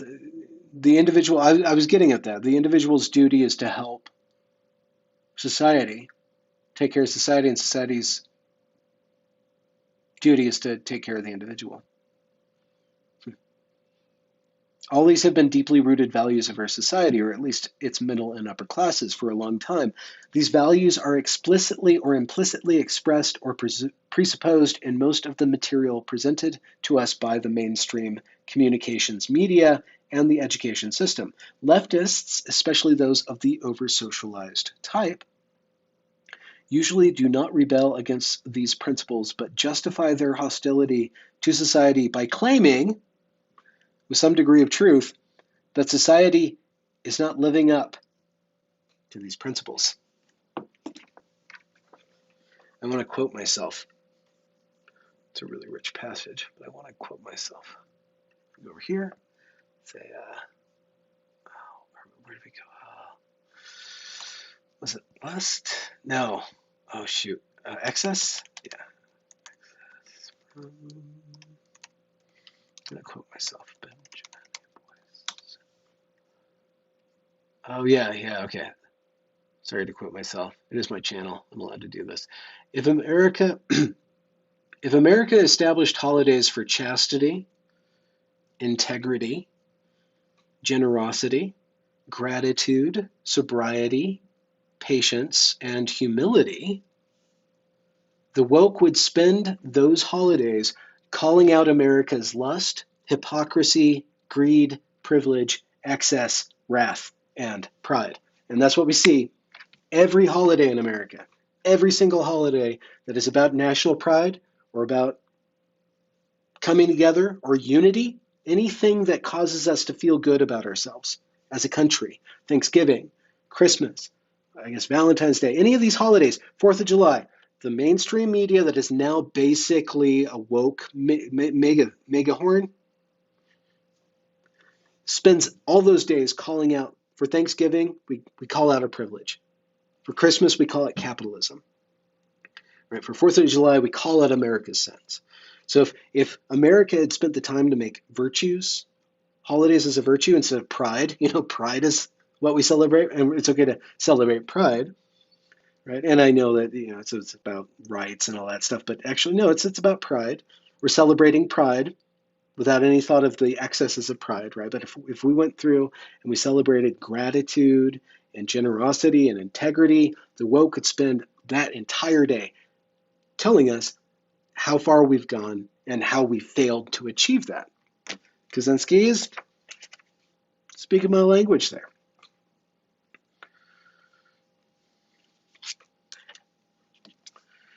To continue, here is an illustration of the way in which the over-socialized leftist shows his real attachment to the conventional attitudes of our society while pretending to be in rebellion against it. Many leftists push for affirmative action, for moving Black people into high prestige jobs, for improved education in Black schools and more money for such schools. The way of life of the Black underclass they regard as a social disgrace. They want to integrate the Black man into the system, make him a business executive, a lawyer, a scientist, just like upper middle class white people. The leftist will reply that the last thing they want is to make the Black man into a copy of the white man. Instead, they want to preserve African American culture. But in what way does this preservation of African American culture consist? But in what does it consist? It can hardly consist in anything more than eating Black-style food, listening to Black-style music, wearing Black-style clothing, and going to Black-style church or mosque. In other words, it can express itself only in superficial matters. In all essential respects, most leftists of the over-socialized type want to make the Black man conform to white middle-class ideals. They want to make him study technical subjects, become an executive or a scientist, spend his life climbing the status ladder to prove that Black people are as good as white. They want to make Black fathers responsible. They want Black gangs to become nonviolent, etc. But these are exactly the values of the industrial technological system. The system couldn't care less what kind of music a man listens to, what kind of clothes he wears, or what religion he believes in, as long as he studies in school, holds a respectable job, climbs the status ladder, is a responsible parent, is nonviolent, and so forth. And in fact, however much he may deny it, the over-socialized leftist wants to integrate the Black man into the system and make him adopt its values. Now, again, this is Ted Kaczynski.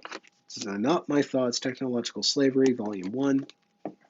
I think, again, this is taken on that particular passage is dated because of how anti-racism has come through and kind of played around with this terminology of whiteness and tried to undermine the integration of the black individual into the white society by labeling white society basically as the industrial technological system that has to do with learning in school, having a respectable job, being responsible, nonviolent, and so forth.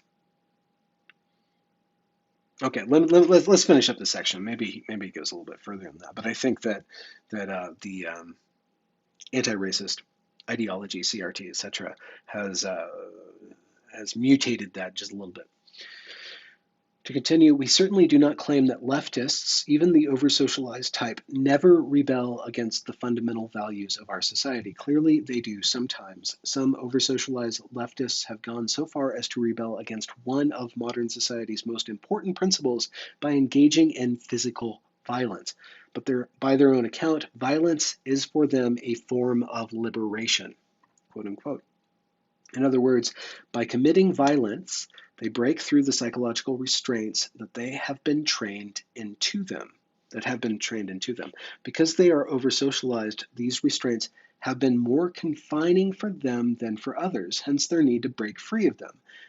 But they usually justify their rebellion in terms of mainstream values. If they engage in violence, they claim to be fighting against racism or the like. CF 2020. This summer. We realize that many objections could be raised to the foregoing thumbnail sketch of leftist psychology. Again, I appreciate Kaczynski for having the humility to point out his incompletion of his theories, but let's continue. The real situation is complex, and anything like a complete description of it would take several volumes, even if the necessary data were available. We claim only to have indicated very roughly the two most important tendencies of the psychology of modern leftism. The problems of the leftist are indicative of the problems of our society as a whole. Low self-esteem, depressive tendencies, and defeatism are not restricted to the left. Though they are especially noticeable in the left, they are widespread in our society. And today's society tries to socialize us to a greater extent than any previous society. We're even told by experts how to eat, how to exercise, how to make love, how to raise our kids, and so forth.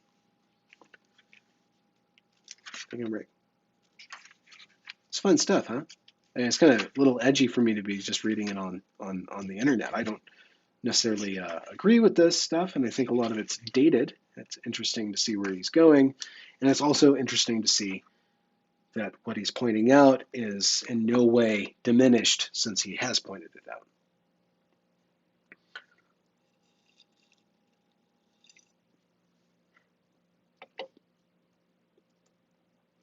All right, I'm just taking a break. I'm gonna have to listen back to this, see how crappy this little mic is in here.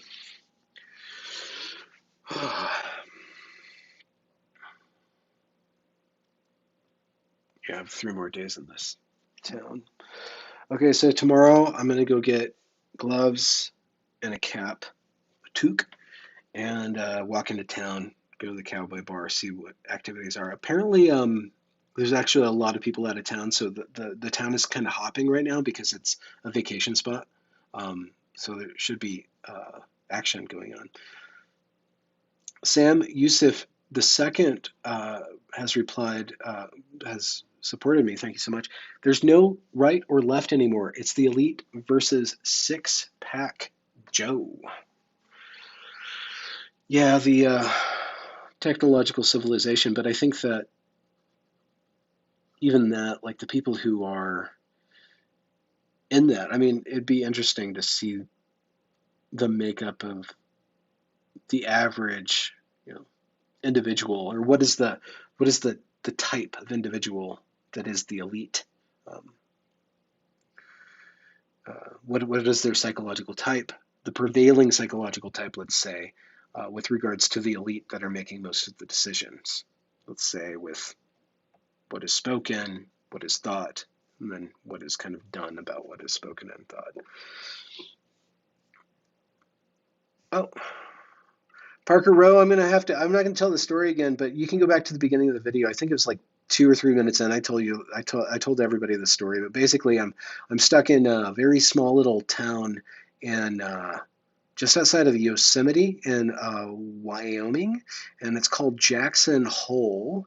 I'm gonna have to do more research about it because it's really the visibility is not great, and plus it's really snowy and really cold. And I haven't rented a car. I should probably just rent a car and drive around and just check it out. But not used to driving in the snow. I could probably do it.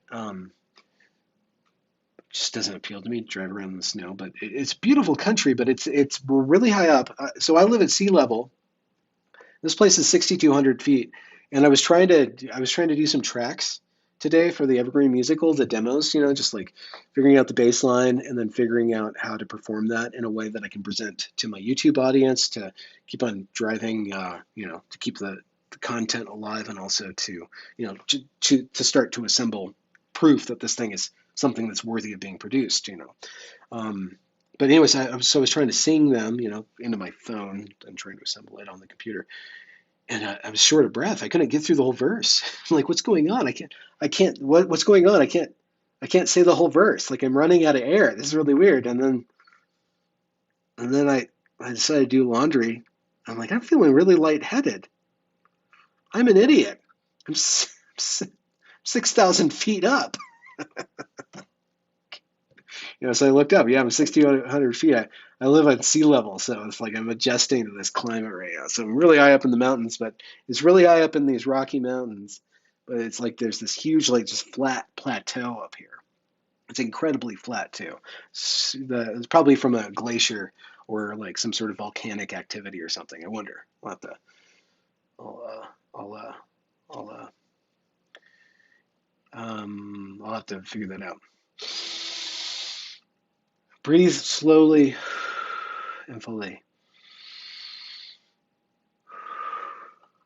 Michael, a lot of people are offering me. I'm really grateful for the offering of musical assistance. We're not there yet. After I do that, I'm gonna have to. I need to hear people's musical. I need to hear people's music to know if they fit or not in the project.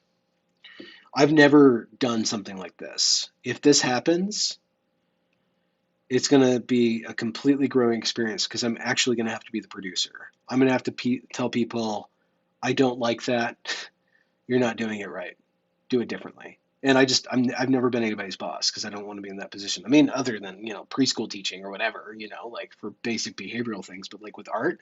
So what I'm doing right now, as I'm writing it, I'm studying a lot of musical theory. I'm trying to like figure out, and I'm working with Gracie. Gracie's helping me out on transcribing the libretto and the melodies and the voices to sheet music, and in communicating with her about like what I want. I'm figuring out the right language for that, but I mean, actually working with musicians who know more than me, but who can't hear what I want. That's going to be a whole other project, a period of growth for me to try to communicate what I hear and then have that replicated. Of course, with musical expression, and of course, the musician is going to know more about what's possible and what can be done, in ways to add to that. But discerning what is additive and what's subtractive to the vision, and then figuring out if the vision is in need of revision in any particular instance of production is going to be an entire project process that I have no idea how I'm going to handle because it's against what I've ever done before in my life. I've never collaborated on anything. I mean, I do these interviews; those are collaborations, but they're not. I've never done anything not by myself. I wrote, all those novels that I wrote, and I ran this channel all by myself. Um, I guess I've had a couple of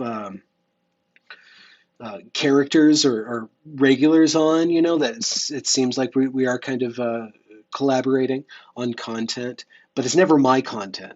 I'm usually producing somebody else's content and bringing out the best in somebody else. I'm not having my vision be produced. So I'm just, how is that going to work out? And then how am I going to figure out who's the right person to work with? And, what are the sounds to that and stuff. It's just the whole thing, this whole question. So people they hear the song and they like the song and they say, well, I want to, let me know if I can help. I'm willing to do that, but I don't know where to go with that, and blindly set up something like that. So I don't even know how to even start with the production on that unless I go through and find particularly find a producer to work with me to produce this, somebody who knows people or at least knows how to, choose people. Even a co-producer would be helpful. Anyways, Blue Sea, thank you. Don't ignore breathing issues.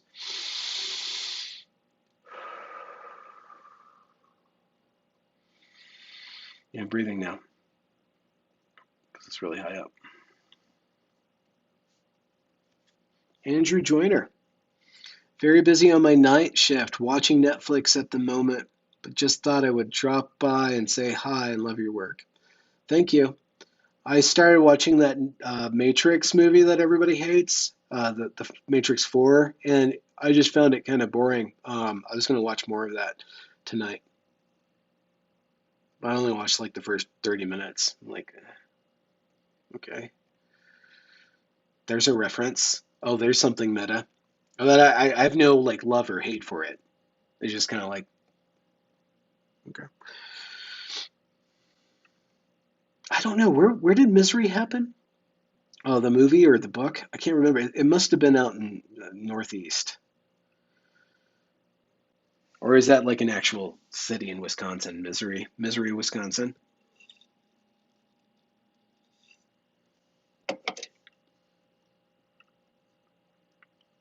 Okay, Rebecca has a severe reaction to 10,000 feet of elevation. I'll read her story. I went over 10,000 feet once and my nose started bleeding and just would not stop and just kept on bleeding until I went down below 10,000 feet.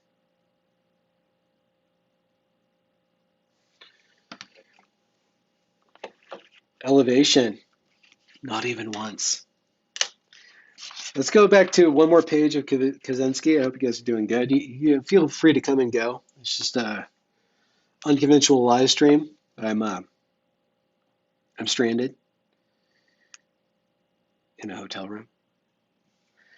Human beings have a need, and this again is from Technological Slavery by Theodore John Kaczynski, otherwise known as the Unabomber. Human beings have a need, probably based in biology, for something that we will call the power process. This is closely related to the need for power, which is widely recognized, but it is not quite the same thing.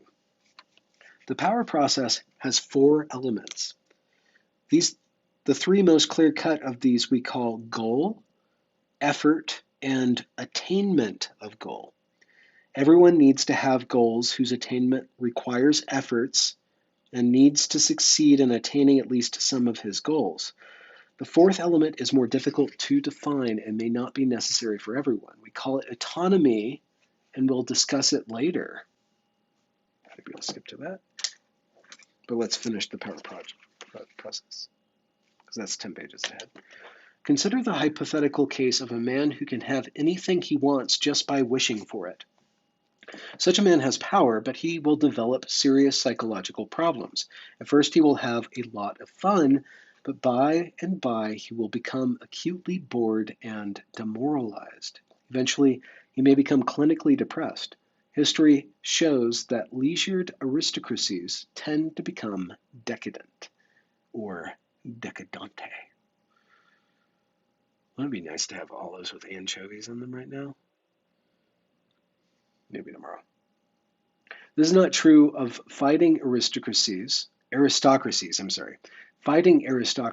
have to struggle to maintain their power. But leisured, secure aristocracies that have no need to exert themselves usually become bored, hedonistic, and demoralized, even though they have power. This shows that power is not enough.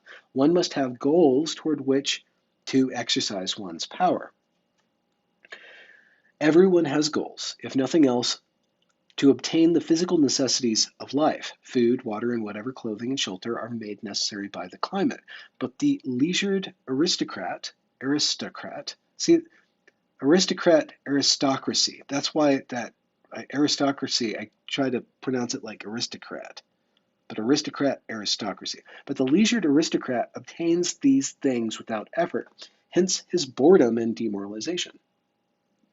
Non-attainment of important goals results in death if the goals are physical necessities, and in frustration if non-attainment of the goals is compatible with survival.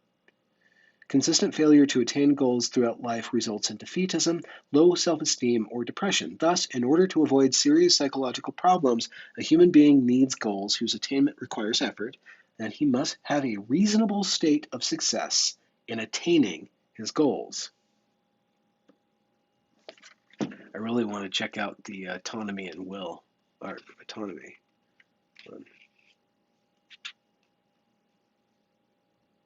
I'll just skip ahead to autonomy. Autonomy as a part of the power process may not be necessary for every individual, but most people need a greater or lesser degree of autonomy in working toward their goals.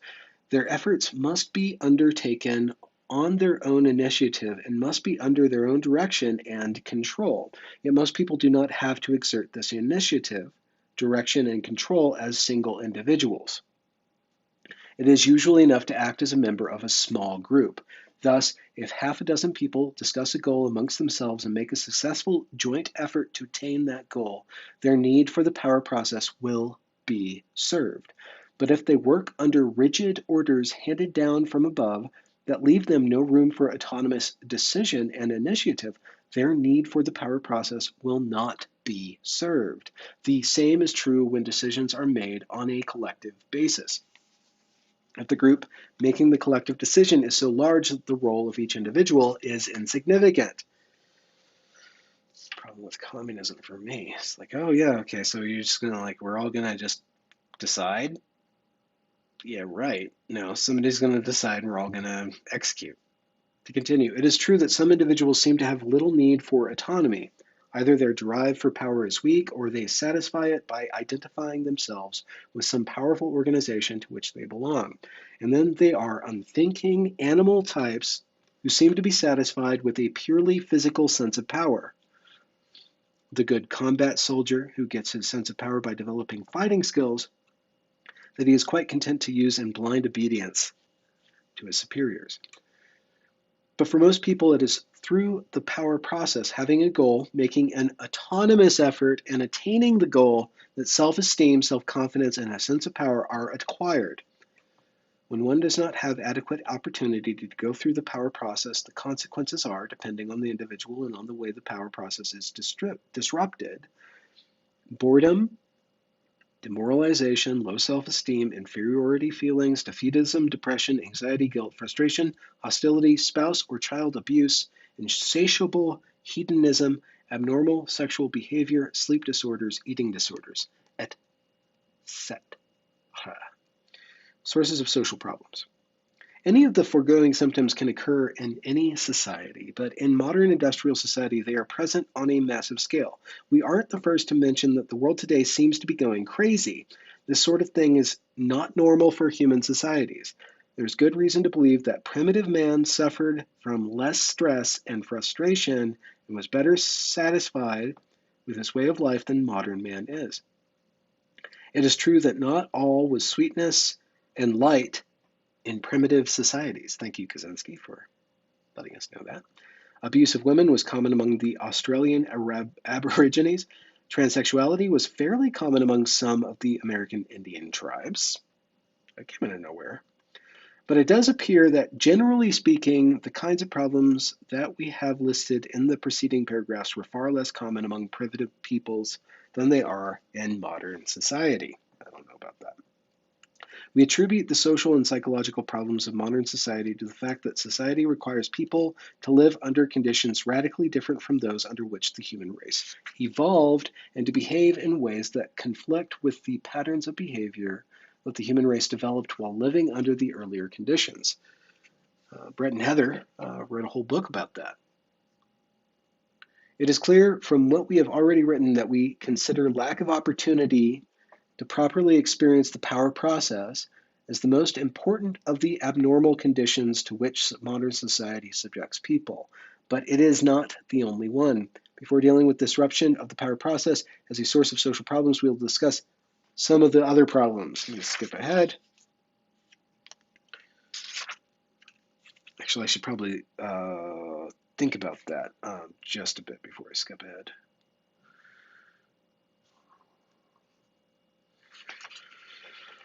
The power process, disruption of the power process. So feelings of, kind of assessing my own psychological state over the course of the last 4 years, just being attentive to my psychological state under a radically different mode of being than I had ever been before, right? So I went from preschool teacher and novel writer, which is just a very, I had a social group of, 2, 3, 4, 5-year-olds and then some friends. But I spent most of my time in my own head writing novels and then with children who are not adults. And I adapted to that. It wasn't fulfilling because I never got the recognition that I needed. I could never attain the goal that I stated, which was to publish the novel, to create a work and to become somebody recognized as a novelist in, among my contemporaries. I never achieved that. So I went to Evergreen. That's part of why I went to Evergreen. Like, I will now go to college and I will dedicate myself fully to achieving the goal of becoming an author.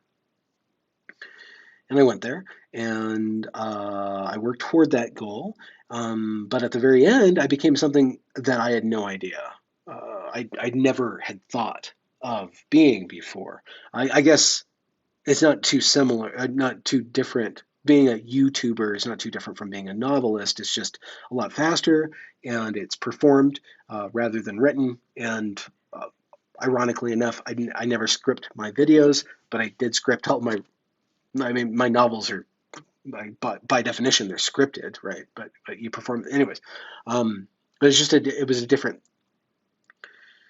a different field. And plus, there was a tremendous amount of feedback from a lot of people my age and older, and younger too.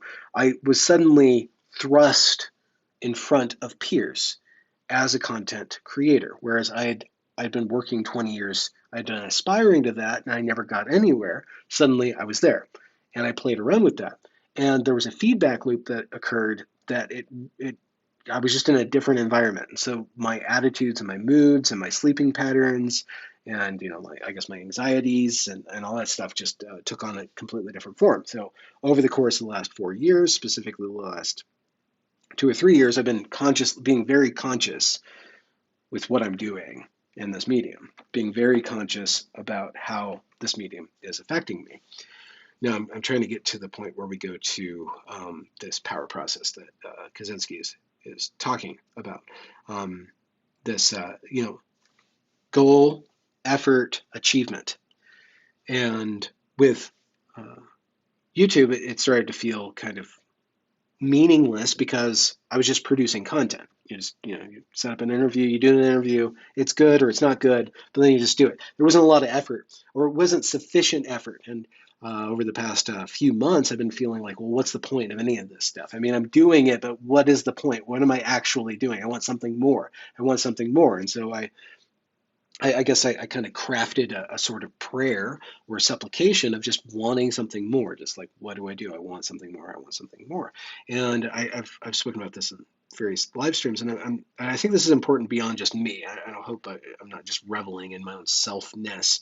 I think it's applicable to what Kaczynski's saying, or else I'm going to use what Kaczynski's saying to kind of process what I've been kind of thinking recently. Is that so I was just like, I was dicking around. I found a song from the Evergreen musical that I came up with a few months ago. I'm like, oh, that's pretty good. And then I got feedback from it. And then I had a friend over, and my friend was like, are you ever going to do that musical? And I sang all the songs that I had. And just singing them and performing them to my friend was like, no, I really have to finish this. And I've been looking for something to do. So in December, I'm like, okay, this is what I'm going to do. I'm just going to do this. I'm not going to schedule any more interviews. I'm going to take the month off and, income be damned. I did pretty good this year. Let's take some time to focus on this thing. And after a week of really wrestling with this, things just started picking up. Like after a week of just like hammering out one song like every day, like just trying to figure out this program and just grinding, just really grinding on a couple of songs. I kind of switched modes into, okay, well, this is what we're doing. We're creating these songs, and you create a song, or you hear the song, and then you figure it out. You figure out the changes, da, da, da, da, and then you're like, well, how did we go from one song to the next song? And then you listen, and you're like, well, I want to do something different, and then you just hear the song, and then you're like, okay, well, there's this sound, and then it's just a different activity. So I'm again, it's odd because it feels effortless, even though it takes concentration, and I do need to like really discipline myself in order to finish it. The ideas themselves and the producing, the receiving of it, kind of like an antenna, pretty effortless. But like the actual implementation of it, the codification of it from idea into a libretto, and then the whole next step has given me a sense of purpose that I've been wanting or been lacking and desiring. And so that power process, I think, I can see that the power process is very effectual. Or when I am engaged in something that has a goal and is requiring effort and has a certain achievement state. You see, I don't know anything about the achievement state, and I'd be fine at the end of the day, though probably not, given that I think that the music is pretty damn good. Once it's turned into music, I can hear it. I think it's pretty good stuff. So I kind of feel like I'm not going to be satisfied until like I go all the way, which means that I'm going to have to completely redesign who I am and go into a completely other mode of being in the world. And so, long story short, every story, your story, my story, every one of us is going to have this process of development that we could probably map onto this goal and achievement and attainment thing. And when we're involved in work that's meaningful, our life becomes meaningful, right? Like that whole thing of happiness, whatever that happiness is, it's a penumbra around the achievement of the goal or the pursuit of a goal. And that is one thing to wrap up this whole thing about leftism, or what he was talking about in the woke. It's one thing that I don't think is offered a lot and even taught that much or prized in our society so much, or it could be more explicitly made evident that you're not going to be happy until you have a goal. And self-improvement is kind of a cul-de-sac in and of itself. Self-improvement, like what's the point of that, right? Um, Focusing on the self isn't necessarily going to get you that feeling of accomplishment or effort. I mean, you know, not to denigrate people who are working on their attitude. We should pour work into ourselves to make ourselves fit, but that's not the end goal. For me, my value has always been the product. I'm product oriented. I'm project oriented. And I was just thinking, I think I kind of stepped into it here. I'm not saying don't develop yourself. I just see that with regards to the gender thing and a lot of other identity issues, identity in and of itself, you're going to put a lot of effort into that, and you're going to make yourself the project. Like I think that there's a right way to go about self-production and a wrong way of going about self-reduction. I'll just leave that there. I was going to make a statement, but I see the flaws in my statement. I'm more project oriented. If you fulfill achievement and happiness by working on yourself, I'm not going to tell you what to do.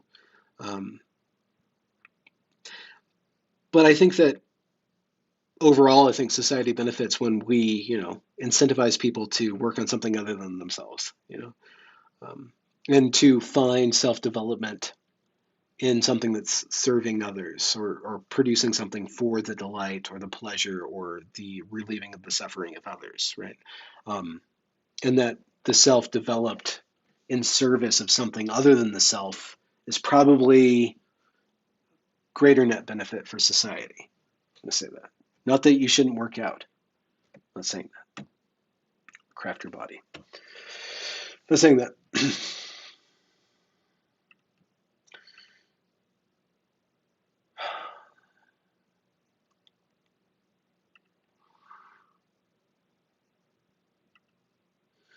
Benjamin's musical is going to make Evergreen famous again. Yeah, that's the whole thing. I'm gonna keep you guys updated on that. My with regards to producing these songs, I'm gonna I'm having trouble trying to figure out how I should publish them and how I should put them out. Should I have them all floating out there? Should I have them all public? What if I want to change something? They are all demos. What if I don't do a good enough performance and I want to repost it when people get kind of annoyed, like I already watched this thing? Should I post them, keep them live for a week, 2 weeks for people to check them out, and then go back to unlisted, and then post the next one when I have it done, and then kind of string them all together? I don't know how I'm going to publish it. I don't know to what degree publishing the songs that I have damages the final production. I don't know anything about production. I know that in the publishing industry, you're not supposed to show anything until it gets published, right? You don't read something that you wrote onto the internet. What you're supposed to do is publish it in a magazine or publish a book first, and then you put it on the internet. I think things are different now, but I don't know to what degree it's harmful for the development of the project as a whole to have it out there. One thing that I can do that I think is the proper way to do is to release it to subscribers first, and then a week later make it public, and then put it back on to subscribers. So if people want to support it, they have access to it. That would be the way to go. And then the larger population can see what I'm doing. I might be overthinking it and stuff, but I don't know to what degree that's even a concern. I don't know to what degree it's even a concern. But it's coming along. I'm almost done with the first act. I'm looking for one more song, but I have to finish up the songs that I have. And there's one more song, and then things happen. And then we do the second act, and then we do the third act. Anyways, 1, 2, 3. Oh. Point Creation celebrates 17 months of membership. Thank you. Hope you're having a good winter and have a nice Christmas. Happy New Year to you and everyone. Be well to your own measures. Wish us all peace. Be well by your own measures. Wish us all peace. Yes. I wish everyone a good night. I guess I'm just gonna. Oh, somebody thinks I should get Matt Damone to do it. Matt Damone is key.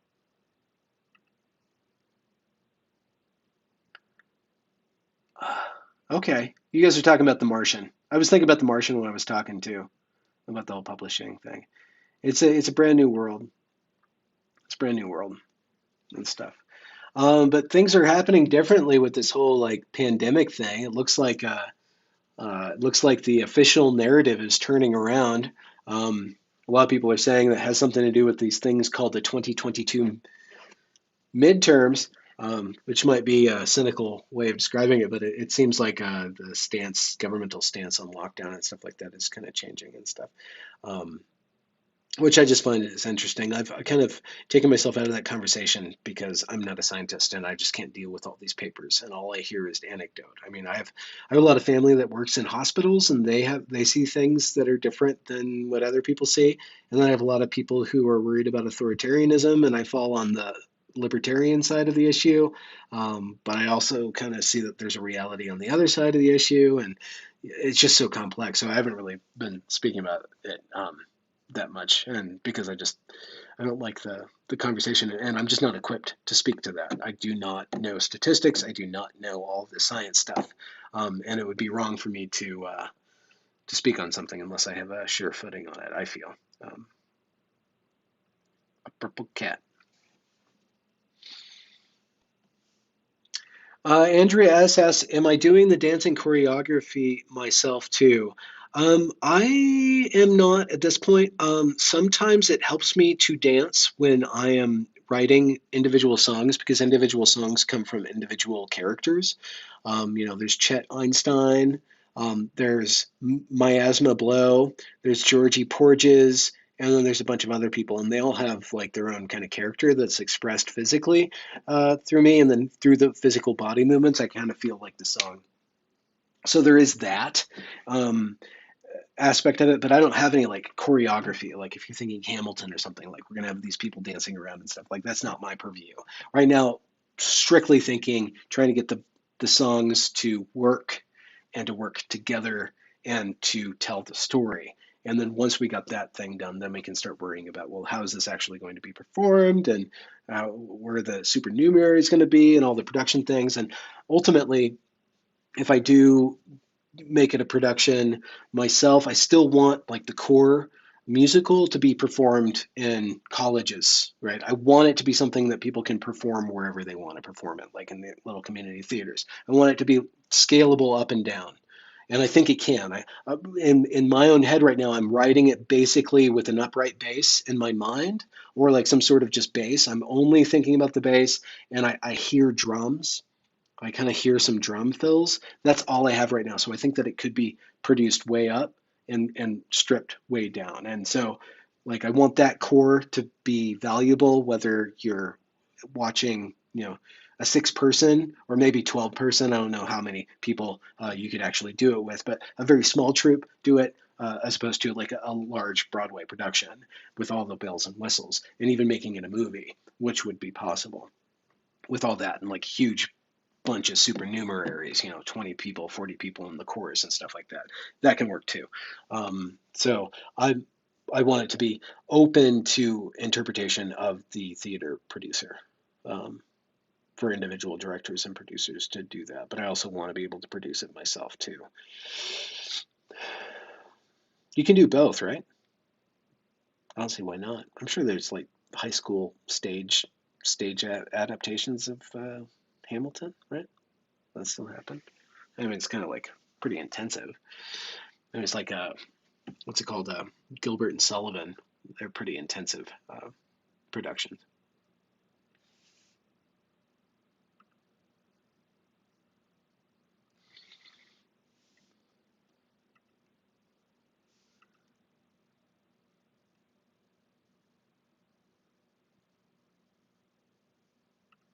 Okay, I'm just checking the chat.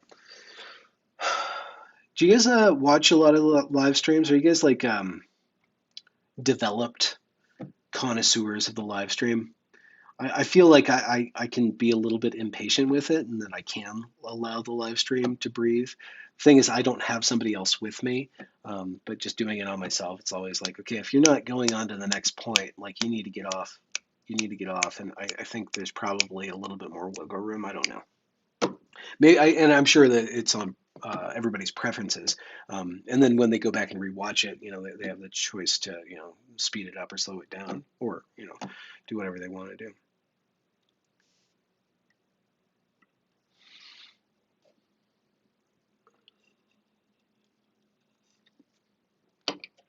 Yes. You guys are just chatting.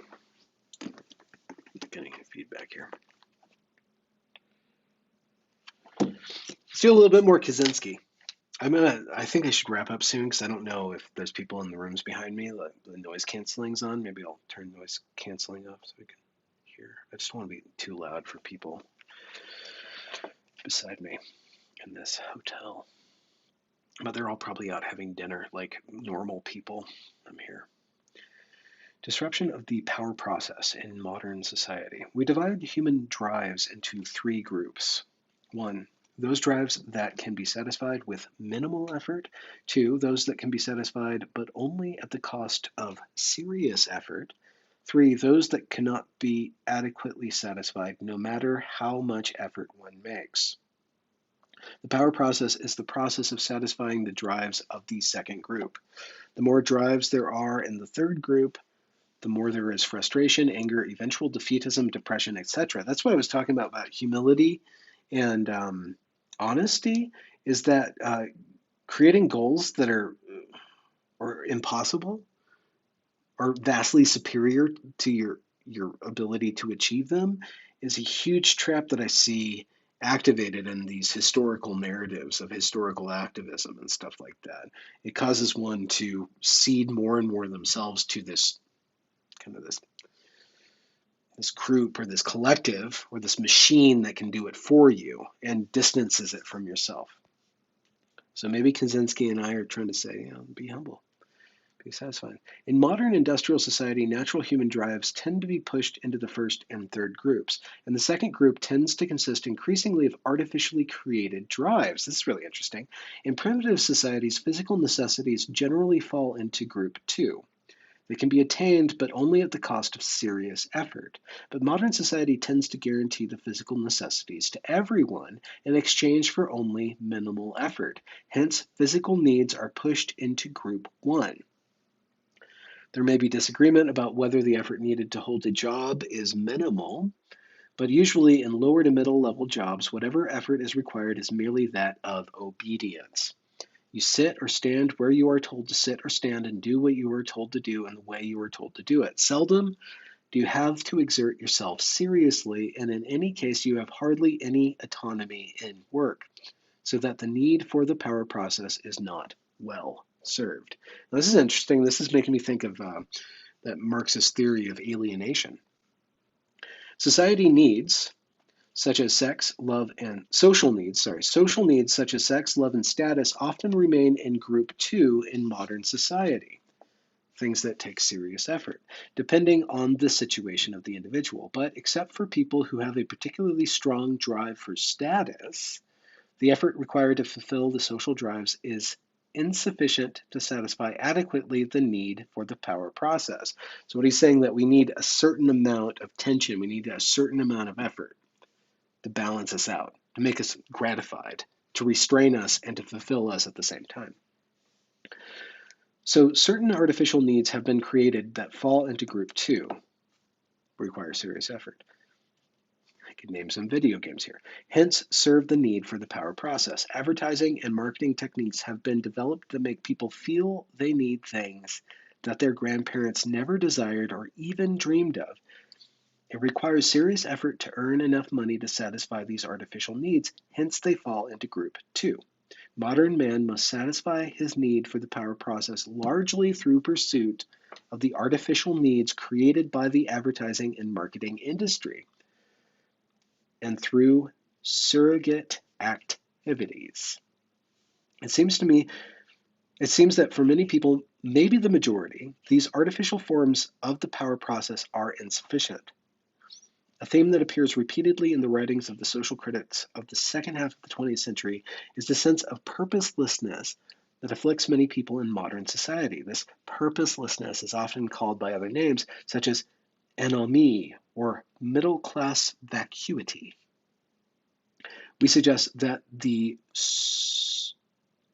so-called identity crisis is actually a search for a sense of purpose, often for commitment to a suitable surrogate activity. Thinking again about gender identity here. It may be that existentialism is in large part a response to the purposelessness of modern life. Very widespread in modern society is the search for fulfillment. But we think that for the majority of people in activity whose main goal is fulfillment, that is, a surrogate activity that does not bring completely satisfactory fulfillment. In other words, it does not fully satisfy the needs for the power process. That need can be fully satisfied only through activities that have some external goal, such as physical necessities, sex, love, status, revenge, etc. I was talking about externality there. Moreover, where goals are pursued through earning money, climbing the status ladder, or functioning as part of the system in some other way, most people are not in a position to pursue their goals autonomously. Most workers are someone else's employee and, as we pointed out in paragraph 61, must spend their days doing what they are told to do in the way that they are told to do it. Even most people who are in business for themselves have only limited autonomy. It is a chronic complaint of small business persons and entrepreneurs that their hands are tied by excessive governmental regulation. Some of these regulations are doubtless unnecessary, but for the most part, governmental regulations are essential and inevitable parts of our extremely complex society. A large portion of small businesses today operates on the franchise system. It was reported in the Wall Street Journal a few years ago that many of the franchise-granting companies require applicants for franchises to take a personality test. that is designed to exclude those who have creativity and initiative, because such persons are not sufficiently docile to go along obediently with the franchise system.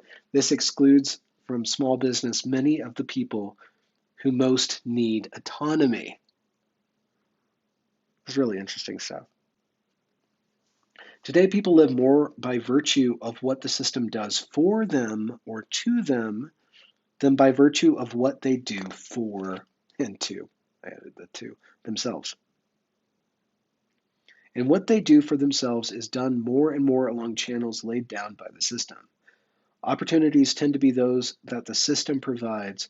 The opportunities must be exploited in accord with rules and regulations, and techniques prescribed by experts must be followed if there is to be a chance of success.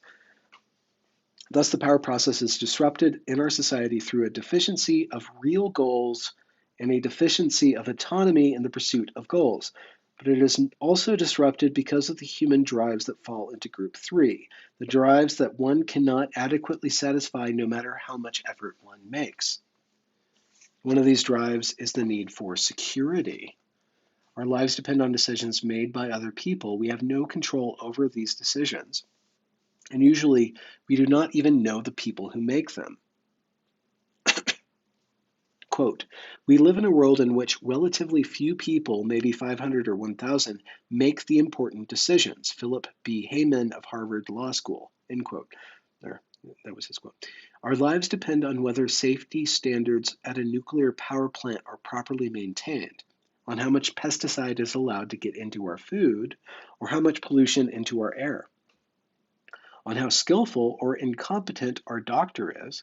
Whether we lose or get a job may depend on decisions made by government economists or corporate executives, and so forth. Most individuals are not in a position to secure themselves against these threats to more than a very limited extent. The individual's search for security is therefore frustrated, which leads to a sense of powerlessness. Hold on. I'm reading this and I see what he's talking about, but if you take away the franchise system, if you take away modern society that's giving people the opportunity to create a business or create a widget, and maybe you're not like on a franchise to what degree they have to sign up and be filtered for being able to follow out the commands. If you take that all away, you have somebody in a cabin in the woods still following the parameters of what nature affords him and what his own body affords him, right? He's still a slave to the system that he has no actual control over. He cannot control the weather. He cannot control anything other than how he adapts to and to what extent he has knowledge of ways of adapting to any given emergency as it arises, right? So you're still operating within an environment that you don't control. I think it's still the nexus of control is on what you do and how you feel about that. Like, to what extent are you going to say that nature is any more or less constricting than human society? I don't know. You could probably make an argument for one being more constraining than the other.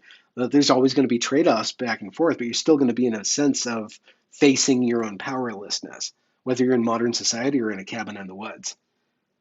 And maybe you can say, one person could say, well, living in a cabin in the woods is what you naturally wanted to do. I mean, you say Kaczynski, most people couldn't live like Kaczynski. You would need 12 people. If we reverted back to hunter-gatherer times or something like that, then those constraints that we feel and the powerlessness that we feel with regards to our environment, that's natural. And so it's inherently better than this artificial system with all these artificial constraints, where all these people are making decisions that I have no power over.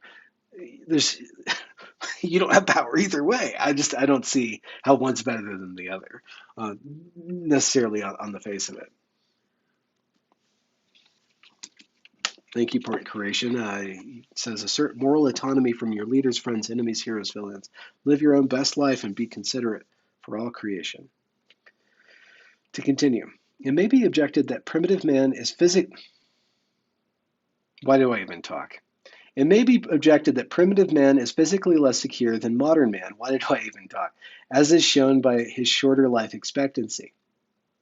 Hence, modern man suffers from less, not more, than the amount of insecurity that is normal for human beings. But psychological security does not closely correspond with physical security. What makes us feel secure is is not so much objective security as a sense of confidence in our ability to take care of ourselves. Primitive man, threatened by a fierce animal or by hunger, can fight in self-defense or travel in search of food. He has no certainty of success in these efforts, but he is by no means helpless against the things that threaten him. The modern individual, on the other hand, is threatened by many things against which he is helpless.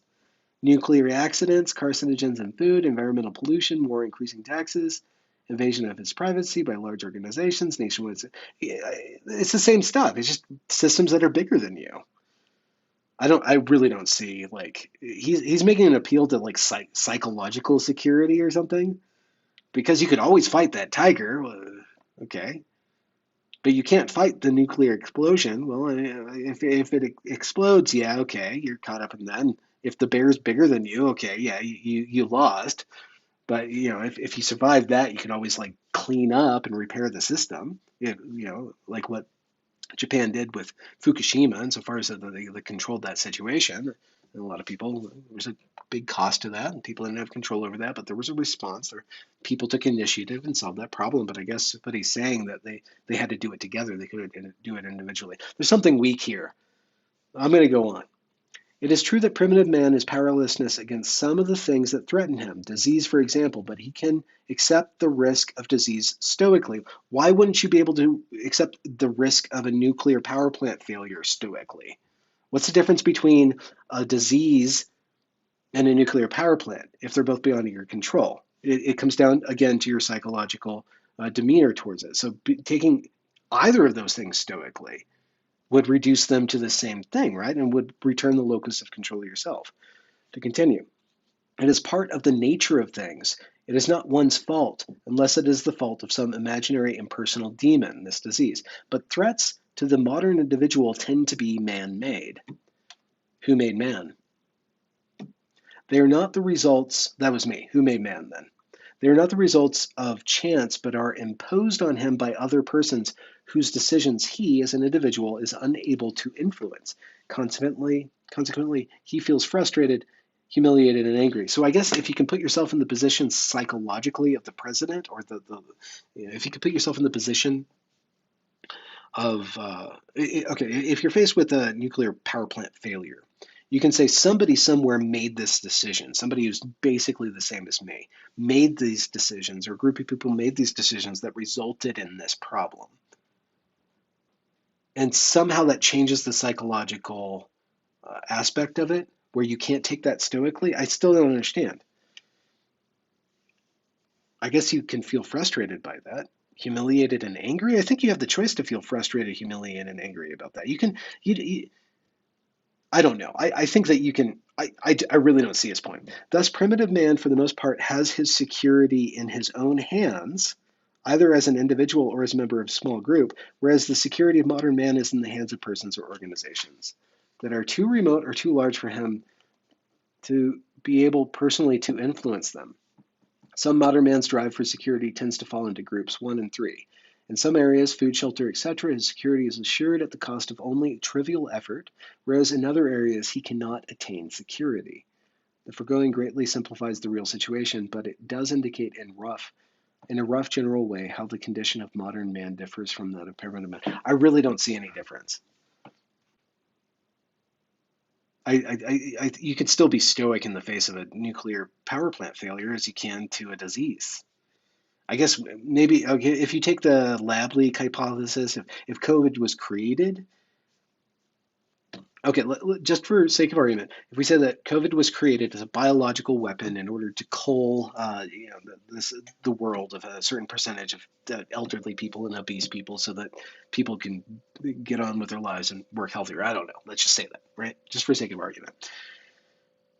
Does that actually matter if you get COVID or if somebody dies to you, whether or not it was created by man for an intended purpose or not? I guess you could take vengeance on that man, but you still have the power of conscience. You still have the power of conscience to take that stoically, just as if it was just a complete freak accident of somebody like eating a bat that fell into a bowl of soup. The locus of control is still you. It doesn't matter if that which is distant that you have no control over is from a human or from a weather system. I don't think that in principle it is not different at all. it still rests on whether your autonomy comes down to how you choose to confront those facts. And I guess, in the case of, prosecuting somebody who does something wrong, that's one way where we alleviate that frustration. And I'm not saying we should take away the prosecutorial power of holding people accountable, but we do have mechanisms in place where consequences do happen. And yeah, of course, you can say, well, people get away with that all the time. And yeah, they do.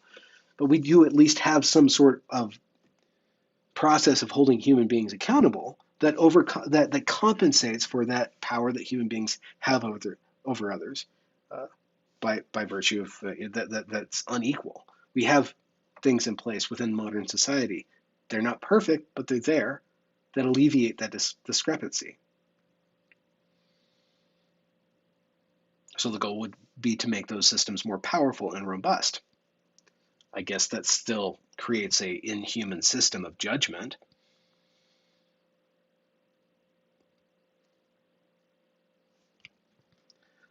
We live in a society. Anyways,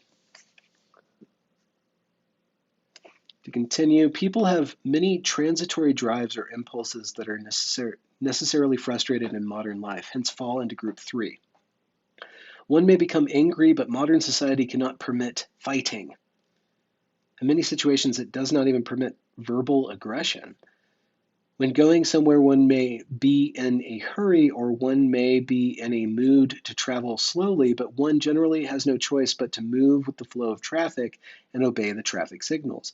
One may want to do one's work in a different way, but usually one can work only according to the rules laid down by one's employer.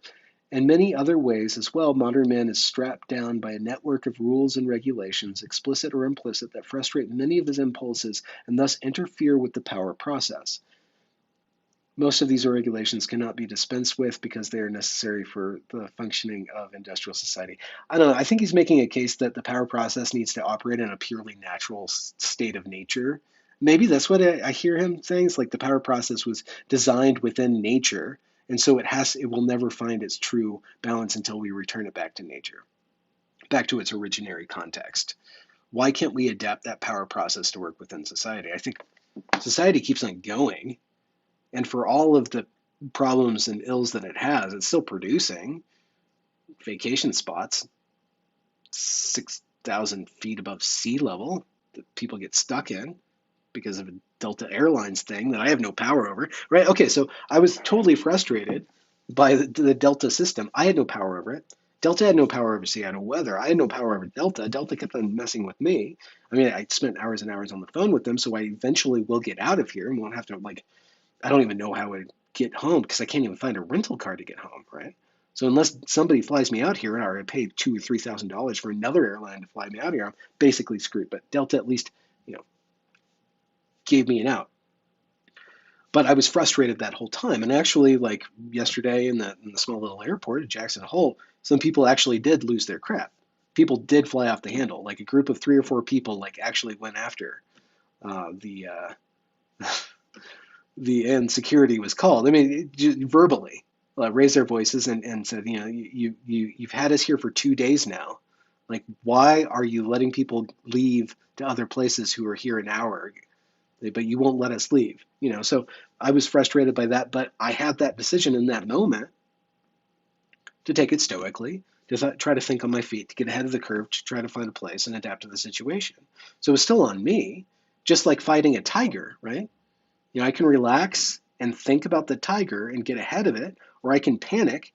If I lose control over my emotions, it doesn't matter if I'm fighting a tiger or Delta Airlines. And it doesn't matter if Delta Airlines is this huge lumbering system that's kind of staffed by human beings, but nobody's actually controlling the entire thing because there's so many different inputs and outputs. How is Delta Airlines, how is a tiger any less complex and inhuman than Delta Airlines and vice versa? Right? The locus of control is still on me and how it affects me. The system, which I benefited from, it got me to my parents. It will eventually get me back home, but it's frustrated me. But I still had the power and sense of autonomy. The autonomy was still on me on how I responded to that. And just blaming it on the system, I don't know, Ted. I don't know. I lost my spot. I don't know. Why do I even talk? Can you see that? Why do I even talk? I mean, this guy's sitting in a prison or in a cabin in the woods thinking this out. Of course, he's heard all of my replies.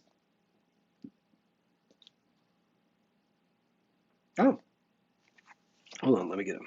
I'll drink.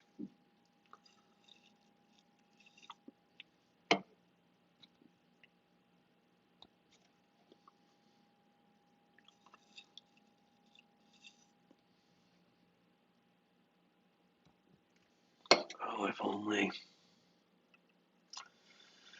If only.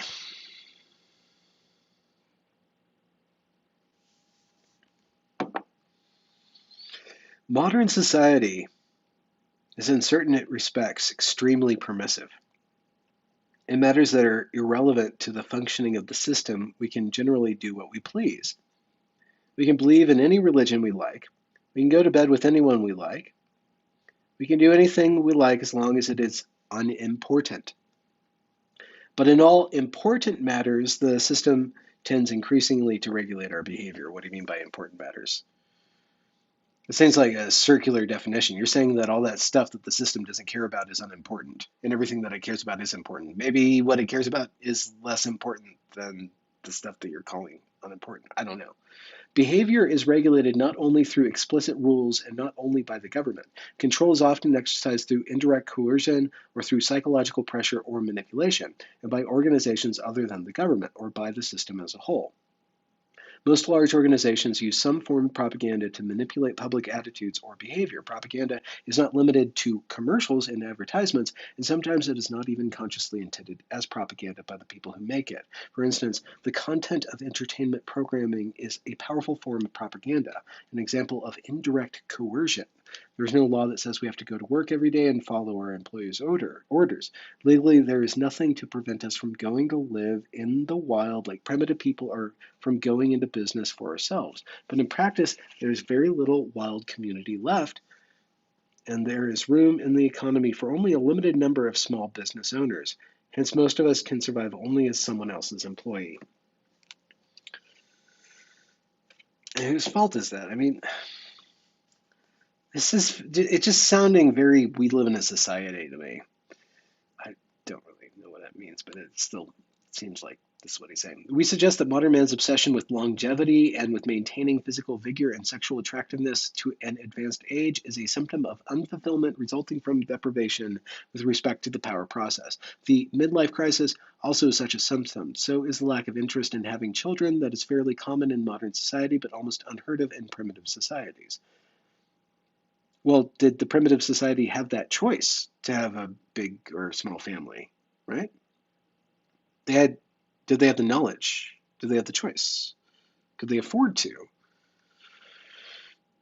I don't know, man. I'm going to take a break from this. I feel like I'm just in the box. I'm going to skip a paragraph. In response to the arguments of this section, someone will say society must find a way to give people the opportunity to go through the power process. This won't work for those who need autonomy in the power process. For such people, the value of the opportunity is destroyed by the very fact that society gives it to them. Wait, what? For some people, the value of the opportunity is destroyed by the very fact that society gives it to them. What they need is to find or make their own opportunities. As long as the system gives them their opportunity, it still has them on a leash. To attain autonomy, they must get off that leash. I mean, to a certain extent, but he's just being a little twat right now. I mean, he's just like oppositional defiant. You mean you gave me an opportunity? Like, screw you. I want to make my own opportunities. I'm like, come on, man. Like we're like this. I don't know. It doesn't seem like a balanced person to me. But I didn't murder anybody, so what do I know?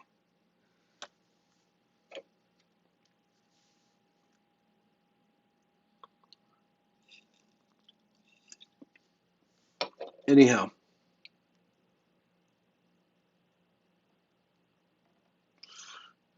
guys, folks, thank you so much for joining me on my my little retreat in the high mountains of Wyoming, and reading from The Technological Slavery by Theodore John Kaczynski, which is one of 2 books that I have on me, which might have romantic implications. But alas, here we are. There we are. And I did a 3-hour live stream, so I think we're pretty good. I think I did enough. I'm gonna sit back, and then I did shower myself. I have showered. I really enjoyed hanging out with you guys. Thanks for showing up. Sorry about the quality of my video and audio, but I'm sure there's more potatoey streams out there. But I don't really know what's coming up on my channel next. I don't know if I'm going to be able to produce tomorrow's interview correctly, but wish me luck. And other than that, I hope you guys are doing good. I'm going to look into doing a dog sled, but I have to go to REI. Like I'm totally under. It's pretty cold out there, and I'm under geared for a dog sled. But I found that they will pick me up at my hotel, so I'll call them. I'll set up a dog sled and find a snow bunny, and hopefully get out of here on Friday like they promised, if not sooner. But anyways, you guys take care of your family, take care of yourselves, and I will talk to you soon. I look forward to all the replies and comments, and keep in touch. Good night.